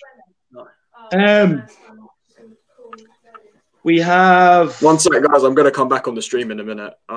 Yeah, no problem. Yeah. We have digging and riding. I'm so sorry, but we need to walk before we can run. I'll take a cup when we haven't won anything for so long. Yeah, look, I can get what you're saying. I would take a cup. Look, we're dying to see some armpits, as the expression says, and it's something that we do need to we do need to happen. But look, it's not like an FA Cup or a Carabao Cup is not good enough for me, especially with Mourinho. We brought Mourinho to win us the league and the Europa League. What's the story? League champions, UEFA Cup and FA Cup, with Messi signing in January, and Alex still wouldn't be happy. Can I just say something, David? Can I just say something, David? Yeah, right. If we win a Carabao Cup this season, yeah, think about what Chelsea are going to think of us. Think about Chelsea. Think of the people on the football terrace. I don't like keep referring to them. Yeah, they'll be laughing at us. They'll be absolutely laughing at us. You know what I mean? And for me, I want to stick it to them. Those Chelsea fans at that football terrace. Honestly, stick it to them because I can't stand some of them. You know what I mean? No, I don't like bad mouthing people, but they just spoke too much. They spoke too much. You know what I mean? They talk too much. Look, one thing I want to get on to, lads. It's a debate I regularly have with my father, and it's Ndombele. I don't get it. He doesn't like him. Matty, I'll bring you in. Can you tell him why this guy is one of the best midfielders? He's going to be one of the best midfielders in the world. He is one of the best midfielders in the league right now, without a shadow of a doubt. And you have to see what he brings to that team.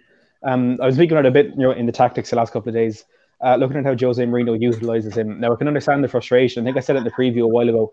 It may be a similar situation to Moussa Sissoko, whereas people are kind of judging him a bit more in his first season rather than the improvements he's made.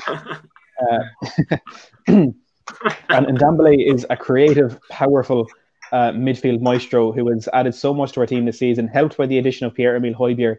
He's playing a bit further forward, he's playing with a bit more freedom, but he showed even his improvements aren't just because of that position. He played in the deeper position against Ludogorets during the week, and he's picking the ball up deep, and he was driving forward, he was running forward. Fantastic assist for Son against Manchester City, and it's not the first time he's played football like that. He changed the game for us against Burnley in what turned out to be a crucial 3 points for us when Burnley kind of started stepping forward and getting a bit more confident. He was stepping in between the lines. He was picking up those spaces, kind of in that position where Dele Alli made his name at Spurs, and he's picking out really clever passes. His decision-making is absolutely outstanding on the ball. He's so comfortable. He's so difficult to dispossess. And he's really starting to become a really important player in that midfield for us. And there is a reason why, at the moment, he is keeping Giovanni Lo Celso out of that Spurs team. And it's not just because of Lo Celso's injuries. It's because Ndombele is finally turning into that midfielder that we thought he was going to be when we signed him 18 months ago. Yeah, I fully agree with you, Charlie. Have you anything to add to that? Look, get it all out. Prove me out, lad, wrong. Yeah, 100%. I mean, I agree with Matt. Ndombele, we're seeing this season why we paid, I think it was £55 million for him. He's a generational talent for me. I don't think, for me, when we were linked with him at the start and I watched a little bit of him at Lyon, I'm just like, I've never seen a midfielder like he is. I've never seen a player like he is. Just with the ability, the technical ability he's got is absolutely sensational. I think we're definitely seeing now why we signed him. And I think you say people compare him to Moussa Dembele and stuff, but I feel now with him and Højbjerg, we've got both of them combined would be Moussa Dembele. And the fact we're having two players sort of that can combine together and be what Moussa Dembele was, I think it's really, really good stuff to see. And I think, look, we know the stuff with Ndombele, the speculation going around last summer and stuff, but I think, and I said all along that we shouldn't sell him. I think this guy's got way too much potential for us to let him go early on, and I think we're seeing now why that was the case, and it's definitely turned out to be that way. We're finally seeing why we paid the money for him, and I think I've been so impressed with him this season. Yeah, I fully agree. Now, another player I want to get on to talk about. Can I just say something about Ndombele? Can I just say something about Ndombele? I actually love. No, I think people are getting my comments wrong. I love him. I think he's very, very good. I think he's really, really good as a player. But I just think that the coaches can get more out of him as well. He's got more to his game. Yeah, I think they're just telling him to do one thing. 100%. I think it's like the Gareth Bale situation when he developed. You know what I mean? Sissoko developed. Dembele, Musa Benelli, he developed. You know what I mean? It's so much to his game. You see what I'm saying? I don't think we tapped into it as yet. You know what I mean? I think we've just seen that. For me, there's still way more to come. There's too much there, and that's why I'm saying that Pochettino would have got more out of him because he would have got more. You know, and I think that's what excites me about Ndombele. I'm not criticising. But Pochettino didn't get Ndombele going at all, though. Yeah, that's true. But the thing is, though, he got an injury and he just started. So he didn't really have a chance to really get his. I mean, he didn't really have a chance to really get. Yeah, but the thing is, when he was fit, he was playing the likes of. He was playing the likes of Winks and stuff, and not Winks, sorry, the likes of Ericsson over him and stuff, and even Winks as well. Even when he was fit, like you remember the game at Anfield last year when he was on the bench, and when he came on, he did more in like 10 minutes than Ericsson did that whole game, and it just shows you there that Poch wasn't playing him a lot towards the end. No, but I think to defend Poch on this, I think unfortunately the situation with Ericsson, like I said, I think he wanted to get rid of him. Ericsson. Oh yeah, you know what I mean. He was a problem, and everyone knows that he wanted to go. You know what I mean. So it wasn't his fault on that. I think he knew that. He said that. Sorry, Alex. You say he wanted to get rid of Ericsson, but he kept playing him. Exactly. I think it was just a case. I think it was a case of that. You know, Pochettino wanted to keep the squad unity. That was the thing. It was trying to keep the squad unity, and that was the main thing. If you have a good player. You have a good player. You can't just dispose him out. It's just that that's the thing with him. But the club need to defend him. Is that I think Ndombele just needed time to settle in. You see what I'm saying? Yeah. He needed a year. We saw that. He needed a year, and even Pochettino said it. He needed a year to settle in and just feel his way around it as well. And I think what helped it was because Lee was not going to let him go. Lee was not going to let him go. I just thought it was quite funny when people were saying that he was going to go and leave. He was going to leave. I was like, Lee was not going to let him go. Yeah. And he's not going to get the investment back, so he's not going to let him go. So he kind of forced Mourinho's hand on him, to be honest with you, because he said, well, I'm sorry, you need to get the best out of him. You know what I mean? He's our signing, our major signing. You need to get the best out of him. Yeah, Levy was right in the end. I'm glad. I think I've got to give Sissoko a lot of credit as well. Sissoko's helped him as well. Oh yeah, Sissoko has really, really helped him because Sissoko had a very hard bedding in period himself, and look how he's settled in. You know what I mean? He's really, helped his game and helped his confidence. He can't even speak English like Vinicius can't. You know what I mean? So it's hard for foreign players to settle in. And I think Pochettino understands that. You know what I mean? Unfortunately, with Mourinho, he just thinks, oh, you need to just get him in and that's it. You know what I mean? And I criticised Mourinho because I didn't like what he said about him against Burnley. Didn't like it at all because he's putting it on him. He's all about him. Yeah, that's what he needed because he'd come back and he's answered that. It's helped him. It helped him in the end. He did need it. It doesn't help. It doesn't help. Unfortunately, in this era right now, you do not criticise a player in public. You keep it in house. See why you're on this point, right? This is one thing. This is one thing that really winds me up, right? Football hasn't changed, right? The banter in the football dressing rooms hasn't changed. So I don't understand why they can't take criticism. At the end of the day, they get paid $100,000 a week to implement managers' tactics, and they need to stop being soft. If they're soft mentally and can't take being criticised, I don't want them at my club because they're not players that win anything. And it's as simple as that. I don't know what you make of it, Charlie. I'll bring you in here. Yeah, I mean, I have to agree with you, David, in a way. I think last year, I don't want to dwell on it too much because it's a while ago and we're sort of past that now. Ndombele's become really good now. But at the time, I didn't agree with Mourinho saying it the way he did, but I felt that it was true at the time. But the fact that Mourinho did say it is helped him. And Ndombele said in an interview it didn't hurt him, but it sort of didn't motivate him either. And it just, I felt, as I said it, I felt it was right at the time. But I think we can't really dwell on that too much because it's in the past. And you saw Ndombele this year when he went to Turf Moor this year, how good he was in that game. So he's done a complete U-turn. Yeah, but I think he was very lucky, Charlie. That's the thing, because I think the thing is, though, I think lockdown helped a lot.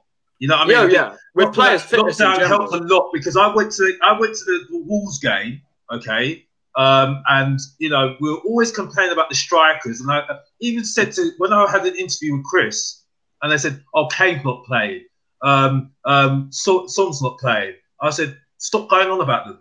They're not here. They're not here anymore. You know what I mean? They're injured. Think about the players you've got. Give confidence to Birdwin. Give confidence to Moira. Give confidence to Dele Alli. You know what I mean? Think about those players. Talk about those players. Don't talk about the players that are not here. You know what I mean? And this is where I'm saying it's a long season this season. Because unfortunately, Kane's going to get injured this season. He will get injured this season. Okay? Son might get injured this season. Okay? What are you going to do there? You know what I mean? I know Vinicius is a striker. He's got the striker. At least we've got another striker now. I know. But this is the thing I'm saying at the moment. He needs to start giving belief to those players. Now, he's given a start to Birdwin. I didn't think he had any confidence in Birdwin. Okay, so at least he's given confidence to him. Again, another player he's got so much to his game. I think he can play forward himself. It's just that he needs coaching. You know what I mean? Son, when he came to Tottenham, he was not a striker. You know, Son was actually not that. He was good, but he wasn't great. When Pochettino had him, made him into a forward player, driving forward, pushing forward, running, doing the things that everyone was doing. He was so good, and he developed. And now look at him now. You can't stop him. You cannot stop him. And everyone's saying, "Oh, Kane and Son are fantastic. They've got such a good partnership." Why do you think so? They've been playing four seasons with each other. Four seasons. That's why. That's the 4 main seasons. reason. So that's what's happened. That's what happens when you get a good connection as well. You know what I mean? Sorry, Charlie. Sorry, Charlie. It's fine. It's the debate. I just want to see is Matty Hayes still there? Yeah, I'm here. My phone is about to die and the camera turned off because it's gone into battery saving mode, but I'm still here. No, go ahead. If you've anything to add to that there, I know you've been listening there, so go on. Yeah, I think it's slightly hypocritical of you, Alex, to say when players like Son and Kane are out injured, there's no point in talking to them. Pochettino's been gone a year, and you're bringing everything back to him. And again, that's not a criticism of you. It's just in the debate. I do like to compare things as well to where we are now compared to where we were at Pochettino. But I do also like to talk about the effect that missing players could have on our team. And with Son and Kane and the way they're playing together now, the reason they're playing better now than they ever have before, and I take your point that they have been playing together for 4 seasons, but the reason they're playing so well now is Jose Mourinho, and he's seen something in them that Mauricio Pochettino didn't see. And I'm a massive fan of Pochettino. I love that man to bits. He gave me one of the best experiences of my life seeing Tottenham get through to a Champions League final. And I feel like there are a lot of Tottenham fans who have Pochettino goggles on, and I was definitely a perpetrator of this in the past where I just couldn't see any Pochettino mistake. I said it when the Champions League final was played. I said, "Oh no, he got the lineup spot on. He knows better than us." In hindsight, he didn't. He made mistakes throughout his time with the club, and I'm only starting to realise now, because at the time I refused to accept that he could do something like that. But another thing he missed out on was getting the most out of this Kane and Son partnership. And Jose Mourinho said it when he came in. We saw him in the Amazon documentary talking to Harry Kane, where he said, "I'm going to make you explode." And none of us thought it would happen in this way. But Mourinho spotted what Harry Kane had. He's a manager who has like managed strikers like Karim Benzema, Zlatan Ibrahimovic, Samuel Eto'o, Diego Milito, and he's saying Harry Kane is up there in the best he's ever managed, and it's because he's seen just how good Harry Kane's passing is. He's dropping him deep, and it's Son playing. He's not playing up front. He's still playing wide, but he's making those runs from out to in. And Mourinho has spotted something that no one else did. And it's just one of the very few things that Mourinho has brought to this club. A lot of people talk about Eric Dyer and how he just isn't good enough. We laughed a couple of years ago when Jose Mourinho wanted to bring him to Manchester United, but we're starting to see it now because Mourinho saw just how well Eric Dyer would fit into his system, and we're starting to see just how much he needed Dyer in that United team now because of how well Dyer is playing here. He's gotten the best out of Ndombele, he's gotten the best out of Serge Aurier. He's made Lloris a better goalkeeper. I can't remember the last time Lloris messed up. Yeah, 100%. Pochettino built a fantastic team. Mourinho's putting the final touches on it in terms of bringing 1 or 2 players in and improving the players that are already there. Yeah, and as Ben and Sim says before, it's something along the lines of with Pochettino, we were hoping, but with Mourinho, we're trusting. We can believe. We can believe. Matt, please please get your battery sorted. We want you in the debate, mate. We love you, man. Get in the debate, mate. I love it. You know what I mean? You know what I'll do? No, get sorted. Matt, use your laptop. It's all back on the debate, man, because I love your insight, mate. You know what I mean? Getting back yourself in there. You know what I mean? I'm going to leave here. I'm going to come back on my laptop. Back to you in 2 seconds. Brilliant, man. Come on, man, because you're great, man. I like you. No, just quickly, lads. The old lad, he's got back to us on the whole Ndombele thing, so he's watching, which is great. Sissoko's driving fitness levels, I would possibly change my mind. I can't see it happening. Look, all I can say to you is that personally, I just hang in there. I wait. The chap's getting fitter. He is getting fitter. But if I'm looking at it now, I think he just has that running style where he just looks lazy, but and he is fit. That's my personal opinion on it. And then we also, I just want to go through. I agree with what I agree what Matt says about Dyer. Like I said, Dyer, I've got so much time for, and trust me, I went to the Tottenham Stadium and people were criticising him. They were criticising him. They said, "Oh, he's not a good midfielder. He's not this." I said, "He's the defender. He's a good that's what he's doing at the moment, and that's what and that's why he's such a good defender at the moment." And I've said it. You see what I'm saying? People say I'm negative, but I've said how many times? I said it on Chris's show. I've said it on the Spursy podcast. I said it everywhere. I've said it on everywhere. So I'm sorry. I don't care what anybody says. I've called it all the time. Dyer is a defender. But Tottenham fans don't agree with me. Now they're saying, see, he's playing really well at the moment. Look at what's going on at the moment. I think the reason why fans think you're negative is purely just because they can't get around your hate for Mourinho. Especially with what the guy's done for our club.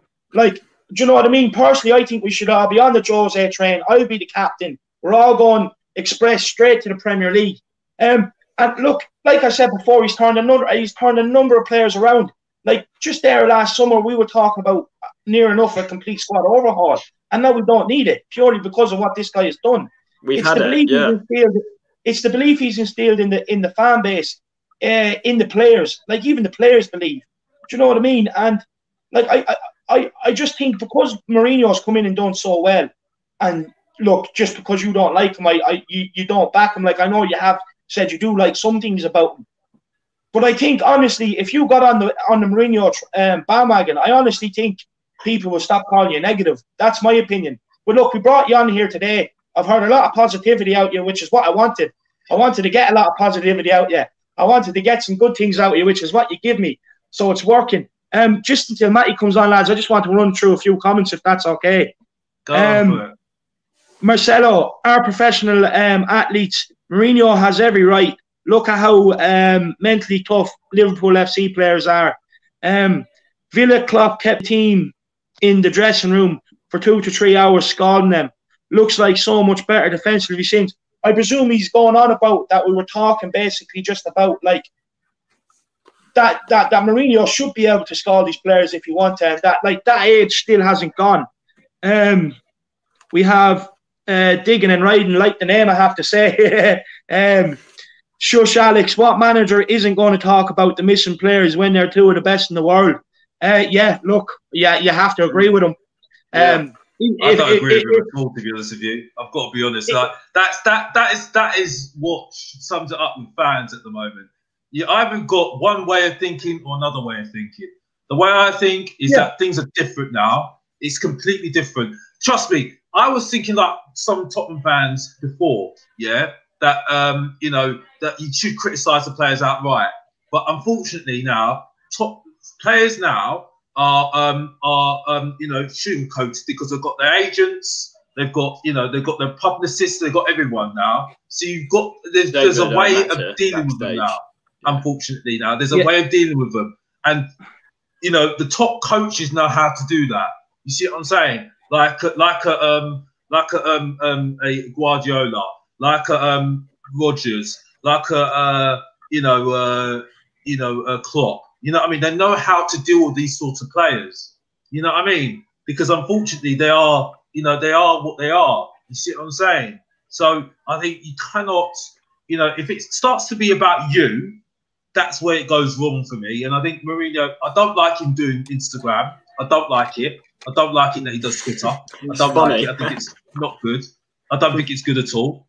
So yeah, I mean, just on a new comment, just on the comment about making about Mourinho. Like, do you think he's doing that so that the focus isn't on the players, so then they can just focus on the games? Do you think that could be a tactic that he's employing? Like, that's my opinion on it. I don't know. It's hard to say, really. I haven't really thought about that. Maybe. I'll be honest. I'm not quite sure on that. To be honest, it's something I've never really thought about. Maybe, David. I definitely understand your point. Maybe. I'm not too sure on that one. What do you think on that, Matty? Can't hear Matt. Can't hear you, Matty. Is that better? Yeah, that's good. Yeah. Just on the point quickly about Ndombele and Mourinho not criticising him publicly, I think it's about weeding out the players that are strong enough to try and turn it around and that just aren't willing or aren't capable of doing that. He did it with Dele Alli, and the reaction to that wasn't good. He did it with Tanguy Ndombele, and he turned his career around. But look, Mourinho on Instagram, I absolutely love it. I think a lot of people do, and it's so funny. It is, and the best thing about it is it's opposition fans enjoy it too. And anything is possible with Mourinho. He could be doing to kind of take the attention off the players. He said himself it's the sponsors that have asked him. He's having fun with it, and why not? Just because he's a person in a very public job, I don't think he should be prohibited in terms of getting the benefits of these social media sites that we as fans and as people in general do enjoy. I think he should be allowed on it, and it's good that he's having a good time on it. It'll be interesting to see if things do start to go a bit sour on the pitch, how that will turn out on Instagram. We saw it with the defeat to Royal Antwerp. He put a pretty scathing post up there on the players, but at the moment things are going well, so why not let him enjoy himself on it? And we're getting fun from it as well as fans, so I think it's a win-win situation for everybody.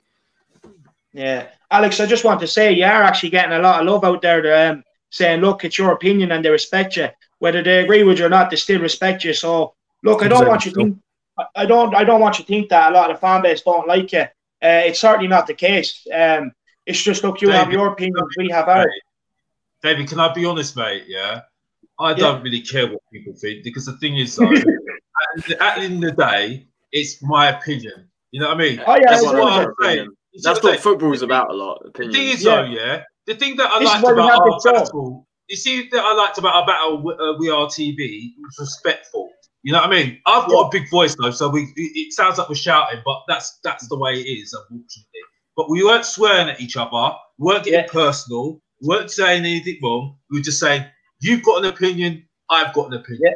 But when this is an actual fan TV, we're respectful here.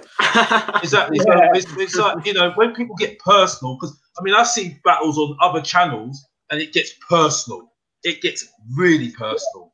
And can I just say something as well? Rest in peace, Heavy D, by the way. Yeah. Rest in peace, Heavy D. Respect to Ray Clements. Rest in peace, him as well.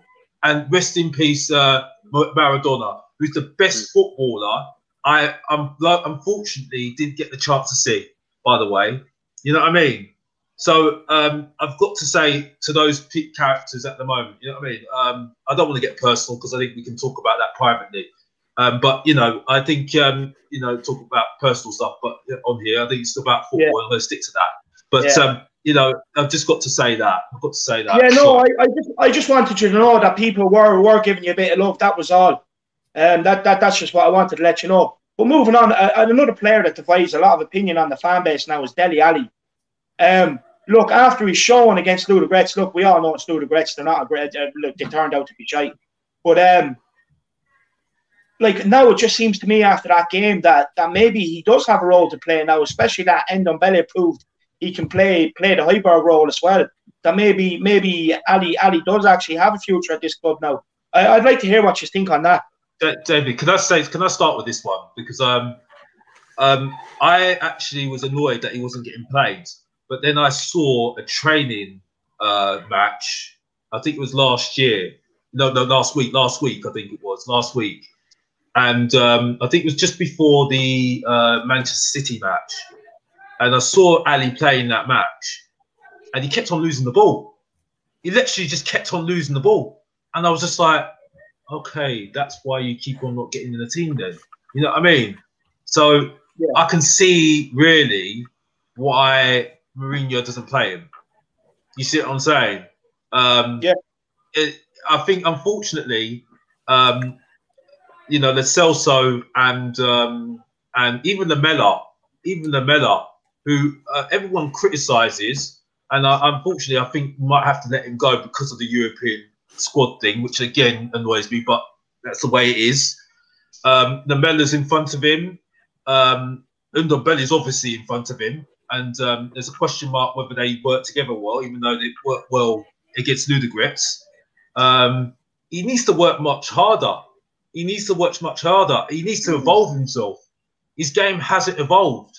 You know what I mean? And when you don't evolve, you go stale. You know what I mean? But again, I don't think Levy's going to sell him. He's not going to sell him because the thing is, though, he'll say if he goes somewhere else and he does well, he's an English player, and we're gonna regret it. It's like the whole Gareth Bale situation. If we sold him when he went to when we could have gave him on loan to Nottingham Forest, we would never known about Gareth Bale. You know what I mean? And it's funny how now everyone's saying, "Oh, Gareth Bale right now, he's not really doing that much, isn't he?" Well, I said it was desperate at the time, and I still think it's desperate, even though I still think I'm going off subject at the moment. Gareth Bale has really good effects on the young players. He's really having a good effect on the young players, I'm hearing. So I think in that sense, he's very good for Tottenham at the moment. So I've got to give him credit. You know what I mean? Very good credit. But back on Ali, he needs to work harder. I think Thursday was good, but he needs to do, you know, he still needs to work hard. He needs to learn what Ndombele's just done. Ndombele's done. You know what I mean? And we'll get Charlie's point of view on it, and then we'll get Matty's as well. I think, look, with Ali, I've been very sort of critical of him so far this season. I think after when we played in the qualifiers against Skandia, when he put in that performance, I was like, if he can't perform against them, I don't know who he can perform against. And he gets the same against Antwerp as well. But I think against Ludogorets, look, Ludogorets are one of the worst teams I've ever seen us play. Not a single shot. They put on, I actually found that out in my preview when I was looking at the stats. They didn't have a single shot, Ludogorets. You say teams don't have shots on targets, but they didn't even have one that was off target, literally. So it just shows how poor Ludogorets were. But I think, look, with Ali, it's a step he had to take. I know it's probably a small step, but I think it was a step he had to take. In that game, he had no choice not to put in a good performance. He had to. And luckily he did that. And I think, look, as Alex said about the training video where he kept losing the ball, I haven't seen it personally, but look, I think that's something Mourinho clearly said in the documentary is that he said to him personally, "You're a lazy trainer." And I think we're seeing why he wasn't getting picked simply because of that. And I think he has to work harder. As I said, look, the Ludogorets game was positive. He had to take that step yesterday, and not yesterday, sorry, on Thursday. He had to put in a good performance. Doesn't matter who it was against. He had to do something. And I think it's a step, but I think it's still a long way for him to go. And I think to fit into, as I said earlier on in the stream, he just has to find a way to adapt his game in order to fit into our system because you saw against Ludogorets, he was playing as a sort of behind the striker in a 4-2-3-1. The way we play in a 4-3-3, he hasn't really adapted his game to suit that. And I think I think he definitely can if he really wanted to. He could. I could see him adapting his game to fit into a 3 in midfield. So I think that's what he has to do to sort of be in with a chance of sort of getting back into the plans. I don't know what you guys make of that. I think he has to find a way to adapt his game to sort of fit into a midfield 3.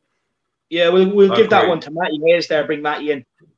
Yeah, it goes without saying, you know, there's no, for the most part, there's no number 10 in our team. Dele Alli is a number 10, either adapt your game or leave, which is, you know, it seems a bit harsh, but there's no room for passengers in this team. We have 5, 6 really good midfield options, and Dele Alli is just too far down in the pecking order.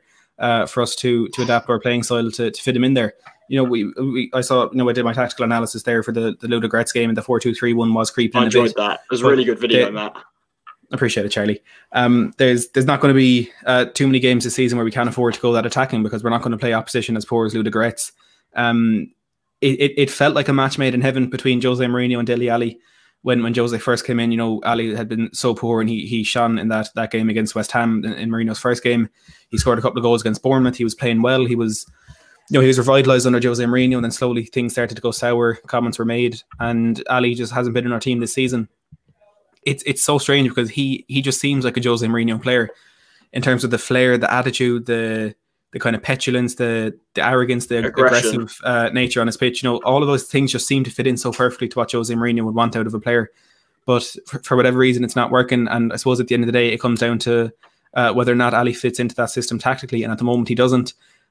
He doesn't have the defensive ability to just kind of slot back in there. He will have to put a lot of work into that. Going back to what we were saying about Ndombele and the comments made in public, Ndombele reacted. Dele Alli hasn't. He hasn't, if he's still that poor even on the training pitch, perhaps he's not putting the effort in. We know from Mourinho from day one, noticed how poor a trainer Dele Alli was. Ali needs to change. It is as simple as that. Does he have the ability to do it? Of course he does. He's still a relatively young footballer with insane talent. I suppose a lot of it did come to him naturally in terms of the attack and threat and the potency in front of goal that he has shown in times in his career in the past. But he's in a big team now. I'm not saying the team under Pochettino wasn't, but we're bigger and better than we have been in quite a while, and he can't afford to just coast by like he was and like Christian Eriksen was. We're going to need a bit more out of him if he wants to be in this starting 11. Even if at the moment if he wants to be in the first 18, we're not seeing it from him. He needs to fix it. Can I just add to that as well? Sorry, Alex.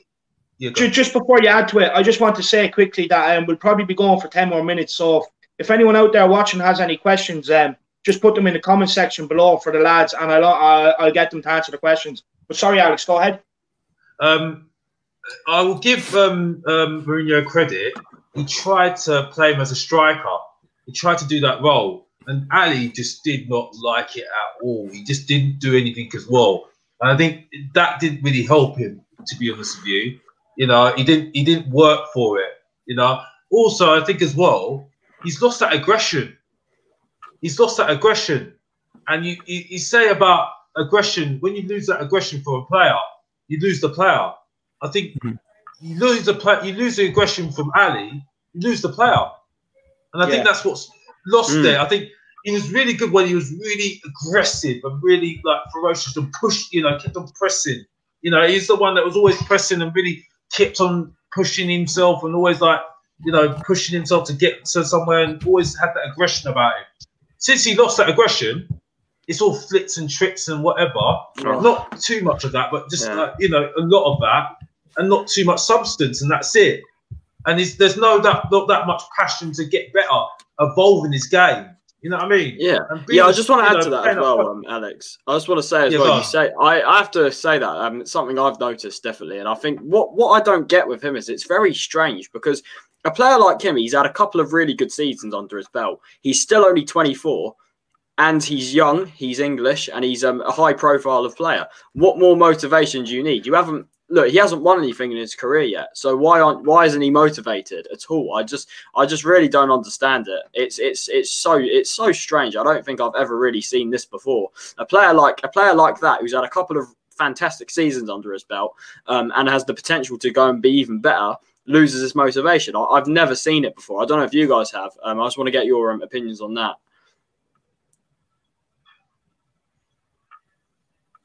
When are you taking away there? Look, I don't know. It's just such a tough one. It's a tough situation. I don't think I've ever seen anything quite like it before. I'm sure there has been situations like it, but I don't know. I don't really have too much to say on it, I suppose, because I haven't seen. It's just a really tough one to kind of identify. The main problem and why this is actually happening. Yeah, that's true. That's exactly what I was saying. It's just so difficult to understand why. It's strange. I think it goes back to what Alex said. Basically, Ali lives kind of off the darker arts of the game, getting wounding up players. And I think just once you lose that, like Alex says, you lose the player. It's kind of what gives him the edge and made Dele Alli the player he was, in my opinion. But I also don't believe he's buying into Mourinho's style of playing, his tactics. And the fact that Mourinho won't adjust his squad to fit Ali in, I think, is also is pissing Ali off, basically, especially with the Euros coming up. But look, it's up to the guy at the end of the day. He's contracted to the club, and it's up to him to put the effort in, and it's up to him to make sure he gets out onto the pitch to give us the fans who adore him what we want to see. Like, at the end of the day, I'm sure we can all agree here, none of us want to see him fail. Do you know what I mean? Like, but the criticism is justified, in my opinion. But look, he proved us. He played Thursday, and he kind of proved us wrong. So look, just personally, the fact that I've seen on Dembele, he can play the Højbjerg role. Like, now you can have a Højbjerg and Ndombele playing as two CDMs with Ali playing in front of them. So now maybe there is a possibility that Ali can maybe play his way himself back into the team. But look, for me, it remains to be seen. I just want to go on a few questions for you guys. Just before we finish this up. Dele will be gone next season. It's obvious he won't play for Jose because he can't adjust to his system. Sell him to Palace. Look, would you guys sell him or would you keep him? Don't sell him yet. Is what I'd say. I think, for him, as you mentioned, he wants to get into the Euros. That'll be his main goal right now. If it is a bit disappointing for us to hear as fans, I think that is the case. He will want to get to the Euros. I think a loan for him in January could be the best option. I think a loan to PSG is the most likely. We know they had 3 bids turned down for Dele Alli, trying to bring him on loan over the summer. I think they'll be back in January. It's a league I think he'd do well in because there's PSG, the best team there. There's a few teams like Marseille, Monaco, Lille, who more often than not are quite decent. They're not performing as well as they usually would this season. Yeah. But he'll go there. He might get some game time. If he does get on the pitch, he'll do well because he'll be playing against really poor opposition. And I think I was on We Are Tottenham TV and I was talking about this. I think he's going to come back to the Premier League if he does come back to us and be playing against better teams. But he'll come back with a sense of confidence. And even if that is a false sense of confidence, it's confidence nonetheless, and that's going to help him out when he's on the pitch. And the way PSG do play, they play essentially a 4-2-4. So if he is going to be playing in midfield there, I can't imagine him taking either of the positions out wide because he just doesn't have the pace for it. I think he'd be playing in that midfield too, which is kind of a bit more suited to what we would be playing at the club, even though it's a 3. He'd be playing in a more defensive position, and maybe that is where he needs to go out and get that experience. I wouldn't sell him yet. I think the homegrown quota, as Alex is talking about, does come into it to some extent, but also he's still a young player, or a relatively young player. He has a lot of first-team experience for the age that he is at. And I don't know, maybe that's coming back as something maybe people are criticising him a bit more because he's just been in the first team for so long and he seems older than he is. Sheffield United nearly scoring there. Sorry guys, I got to head off now. Sorry about that, guys. Charlie. Thanks for having me on, David. I always enjoy this. Look, no problem. Look, guys, you know how I feel about Charlie. Make sure you get over to his channel and subscribe and like all his videos. He's putting out quality content there. And thanks very much for coming on today. I hope to do more of these. So if you're around, you're more than welcome anytime. Yeah. I always look forward to these, and I'm sure I'll be around a lot in the future. Yeah. So thanks, David. Thanks to Matt and Alex as well. I enjoy doing it with you guys as well. So yeah, thanks, guys. Pleasure. Really enjoyed it. Talk to you soon. Talk to you later. No, we'll move on to the next question there. Craig Michael Conahan. I'll give this one to you, Alex. In my opinion, Tanganga should 1,000% start tomorrow. Do you agree? Well, he's a fullback. Yeah, that's the thing. Even Jose Mourinho just said it. He said, I know. He's not a centre back, so he's a fullback. So you know what I mean. This is what he said. This is his words, not my words. He said it. Yeah. You know what I mean. So he's only going to get in if Aurier or Davis or Reguilon or Doherty are not playing. So you know what I mean. He's not going to get in front of. He's not going to get in front of Dyer. He's not going to get in front of Sanchez. He's not going to get in front of Rondon. You know what I mean. And definitely not going to get in front of Alderweireld because he loves him, Mourinho. So you know what I mean. It's just that's how it is. So you know what I mean. I love it. I think he's a great player. Yes. He is, and I think as Craig says there, he can play centre back though. That's where he's going to be trained, brought up in the ranks. And if Mourinho sees him as a full back, of course, that's maybe where we can expect to see him a bit more in the future. but fullbacks can also play in those wider centre backs of a three. We see, when we play three at the back, Ben Davies plays in centre back, and I don't think any of us would look at him and say, "Oh, he's a centre back." He's definitely a fullback. Matt Doherty also has the ability to play in that third centre back of a three. So if we are, I wouldn't be surprised to see us play a five at the back tomorrow. I spoke a lot about that tactically on David's Chelsea preview show. If whoever's watching wants to catch that afterwards, I think he can play in that right centre back of a three. He did it last year against Sadio Mane, and he did quite well against Liverpool. He only conceded one. And I think it actually was Mane who scored, but kind of one-on-one, Tanganga did really well there. And perhaps that performance is what made Jose Mourinho think he would do better as a fullback, because playing up against a pacey player like Mane, he did deal with him very, very well. But I hope we do play a 3 or a 5 at the back tomorrow. My predicted lineup, I did go with a 4 because that's what I expect us to do, but I hope to see something like that because Chelsea are going to overload those wide areas. We need players out there to deal with that, and a bit more security in the middle to deal with Tammy Abraham, who I think will play up front of those runners from deep. I don't think Tanganga will start tomorrow because I do expect us to play a 4 at the back, and I wouldn't be surprised if that is Eric Dyer and Rodon. I fully expect Rodon to play tomorrow and Aurier to play tomorrow. I full on agree with you. Like Matty said, we went into detail today on my preview show tactics where I think we can win the game and exploit Chelsea and everything. So if you haven't checked it out, also make sure you get over there.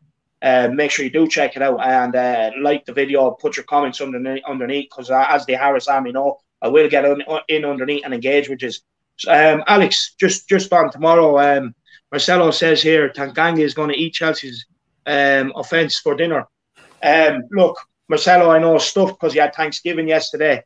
Happy Thanksgiving to all the people in America over there. But just on the game tomorrow, how do you think we're going to win the game?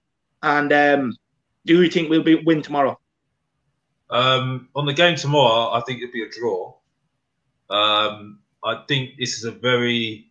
I've got to say this as well. If we lose the game tomorrow, it's not a tragedy. It's not a tragedy. I think it will calm people's expectations because it's a marathon, not a sprint. You know what I mean? So I think it's unfortunately Chelsea have got players that can nullify our attack. They've got Kane's number for some reason.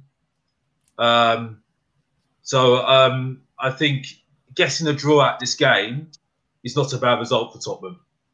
You know what I mean? Also, I'm a bit concerned about red cards as well because I think Chelsea have got form of trying to wind up our players and getting them sent off as well.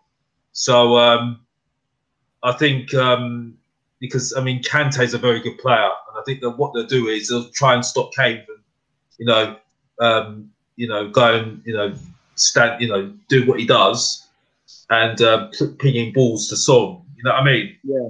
So, I think if we get a draw at this game, I'll be happy with that because I don't think this is a very dodgy game. And to be honest with you, even if we lose the game, as long as we don't get absolutely thrashed, which I don't think we will, because I think Mourinho will, play it very tight. You know what I mean? So that's what I think is what we need to do. I think at the moment. Yeah, I fully agree with you. And just we have Merrick here. He wants to know, do you have a YouTube channel, Alex? Possibly, but to be honest with you, I wasn't interested. But my friend is trying to encourage me. But it's just going to be just chatting and that's it. I don't know yet, to be honest with you. But we have to watch that space. I've got other things I've got to sort out myself in my life, so I haven't really got time to be on YouTube. But I just do it, to have chats like this with Tottenham fans like yourself, especially that we can't go to the stadium, innit? You know what I mean? Yeah. Which, and by the way, it's great to see that we've got fans back in the stadium soon. You know what I mean?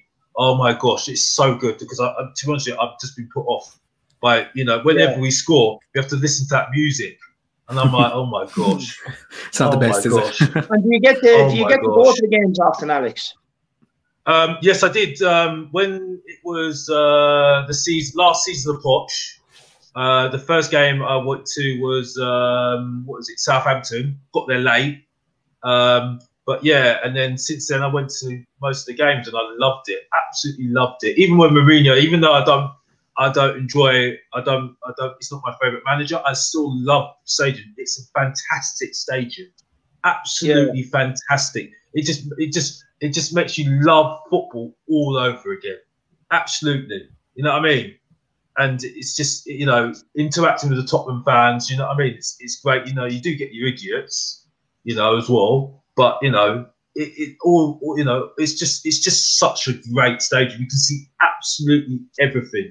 That stand, you know, that big stand with how many fans in it, it's a brilliant stadium. Honestly, brilliant site. It's so great. Honestly. West Brom. Yeah, look, I fully look when the fans get back into the stadium. I encourage them to make the most of it and enjoy it because. Especially if you can get back in, Alex, or you can get to a game, because the likes of me and Matty, it's not cheap, and it's not the easiest for us to get tickets over here and get over for the games. No. So all you fans out there, especially the We Are Tottenham boys, Ben and Sim, which I know they're going to make the most of it. Honestly, sing your hearts out and guide us to victory. I want to make it a very noisy place, and every time the opposition team get the ball, I want you to boo them. I want to make it a very hostile atmosphere, especially for Arsenal.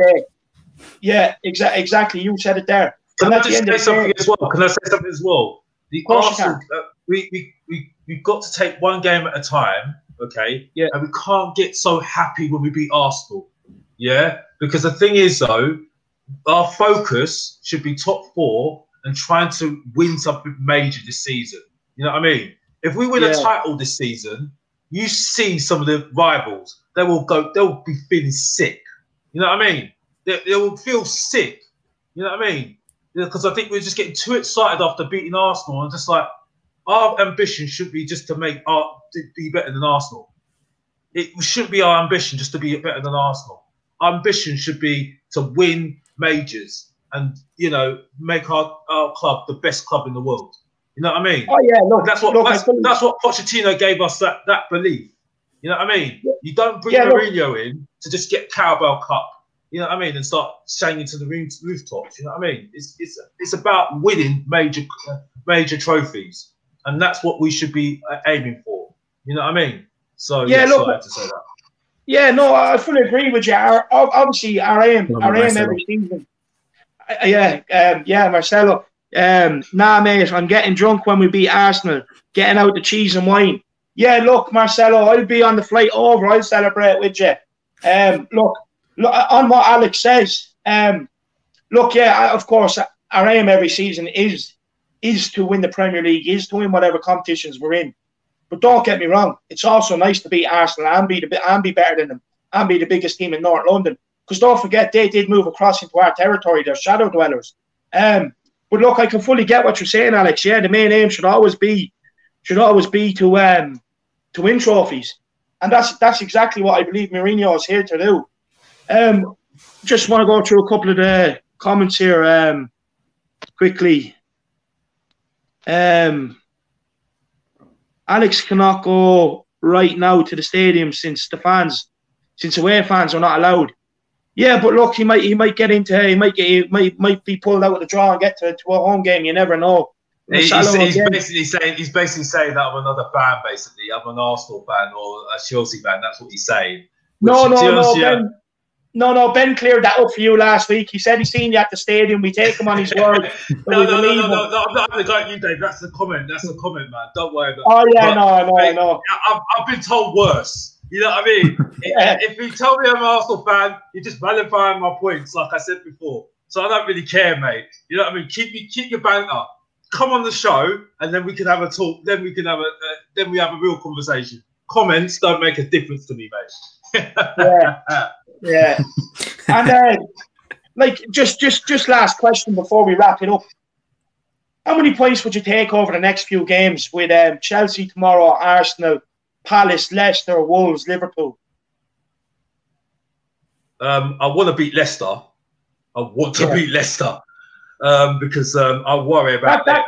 So actually, on the Leicester game, that's something you come out and said, that you don't think we are better than Leicester. You said it on the We Are Tottenham. No, I don't. Questionable. I wish I Mate, I've watched them, and trust me, they've got no what is it? Ndidi, no Pereira. I mean, most of their squad is injured, and they're still playing well, which worries me. So we'll have to see what happens. I mean, I want to beat Leicester. I want to beat Leicester because that hurt me when they won the league that season, especially Chelsea. They got on my nerves that season, honestly. But yeah, I'm going to take one game at a time. I know I don't want to not answer your question, but I just want to have. I'm going to have the same mentality like Mourinho and the other players. We've got to think about Chelsea at the moment. Yeah. Okay. And then we'll take the next game after that. You know what I mean? And not look too forward. You know. Yeah. That's why I don't want to say that we're title contenders at the moment, because, like I said before, you can lose the title. You can be out the title race, yes, this time of the season. You can't win nothing. You know what I mean? Mm-hmm. Every player is thinking like that. You know what I mean? So let's think about Chelsea at the moment. How happy would you be, Matty? How many points do you want? I think you said to me before you wanted 17, wasn't it? Yeah, it was 17 out of the 21 from including the Manchester City game. I said how confident I was going into that City game. I had that feeling we were going to beat them.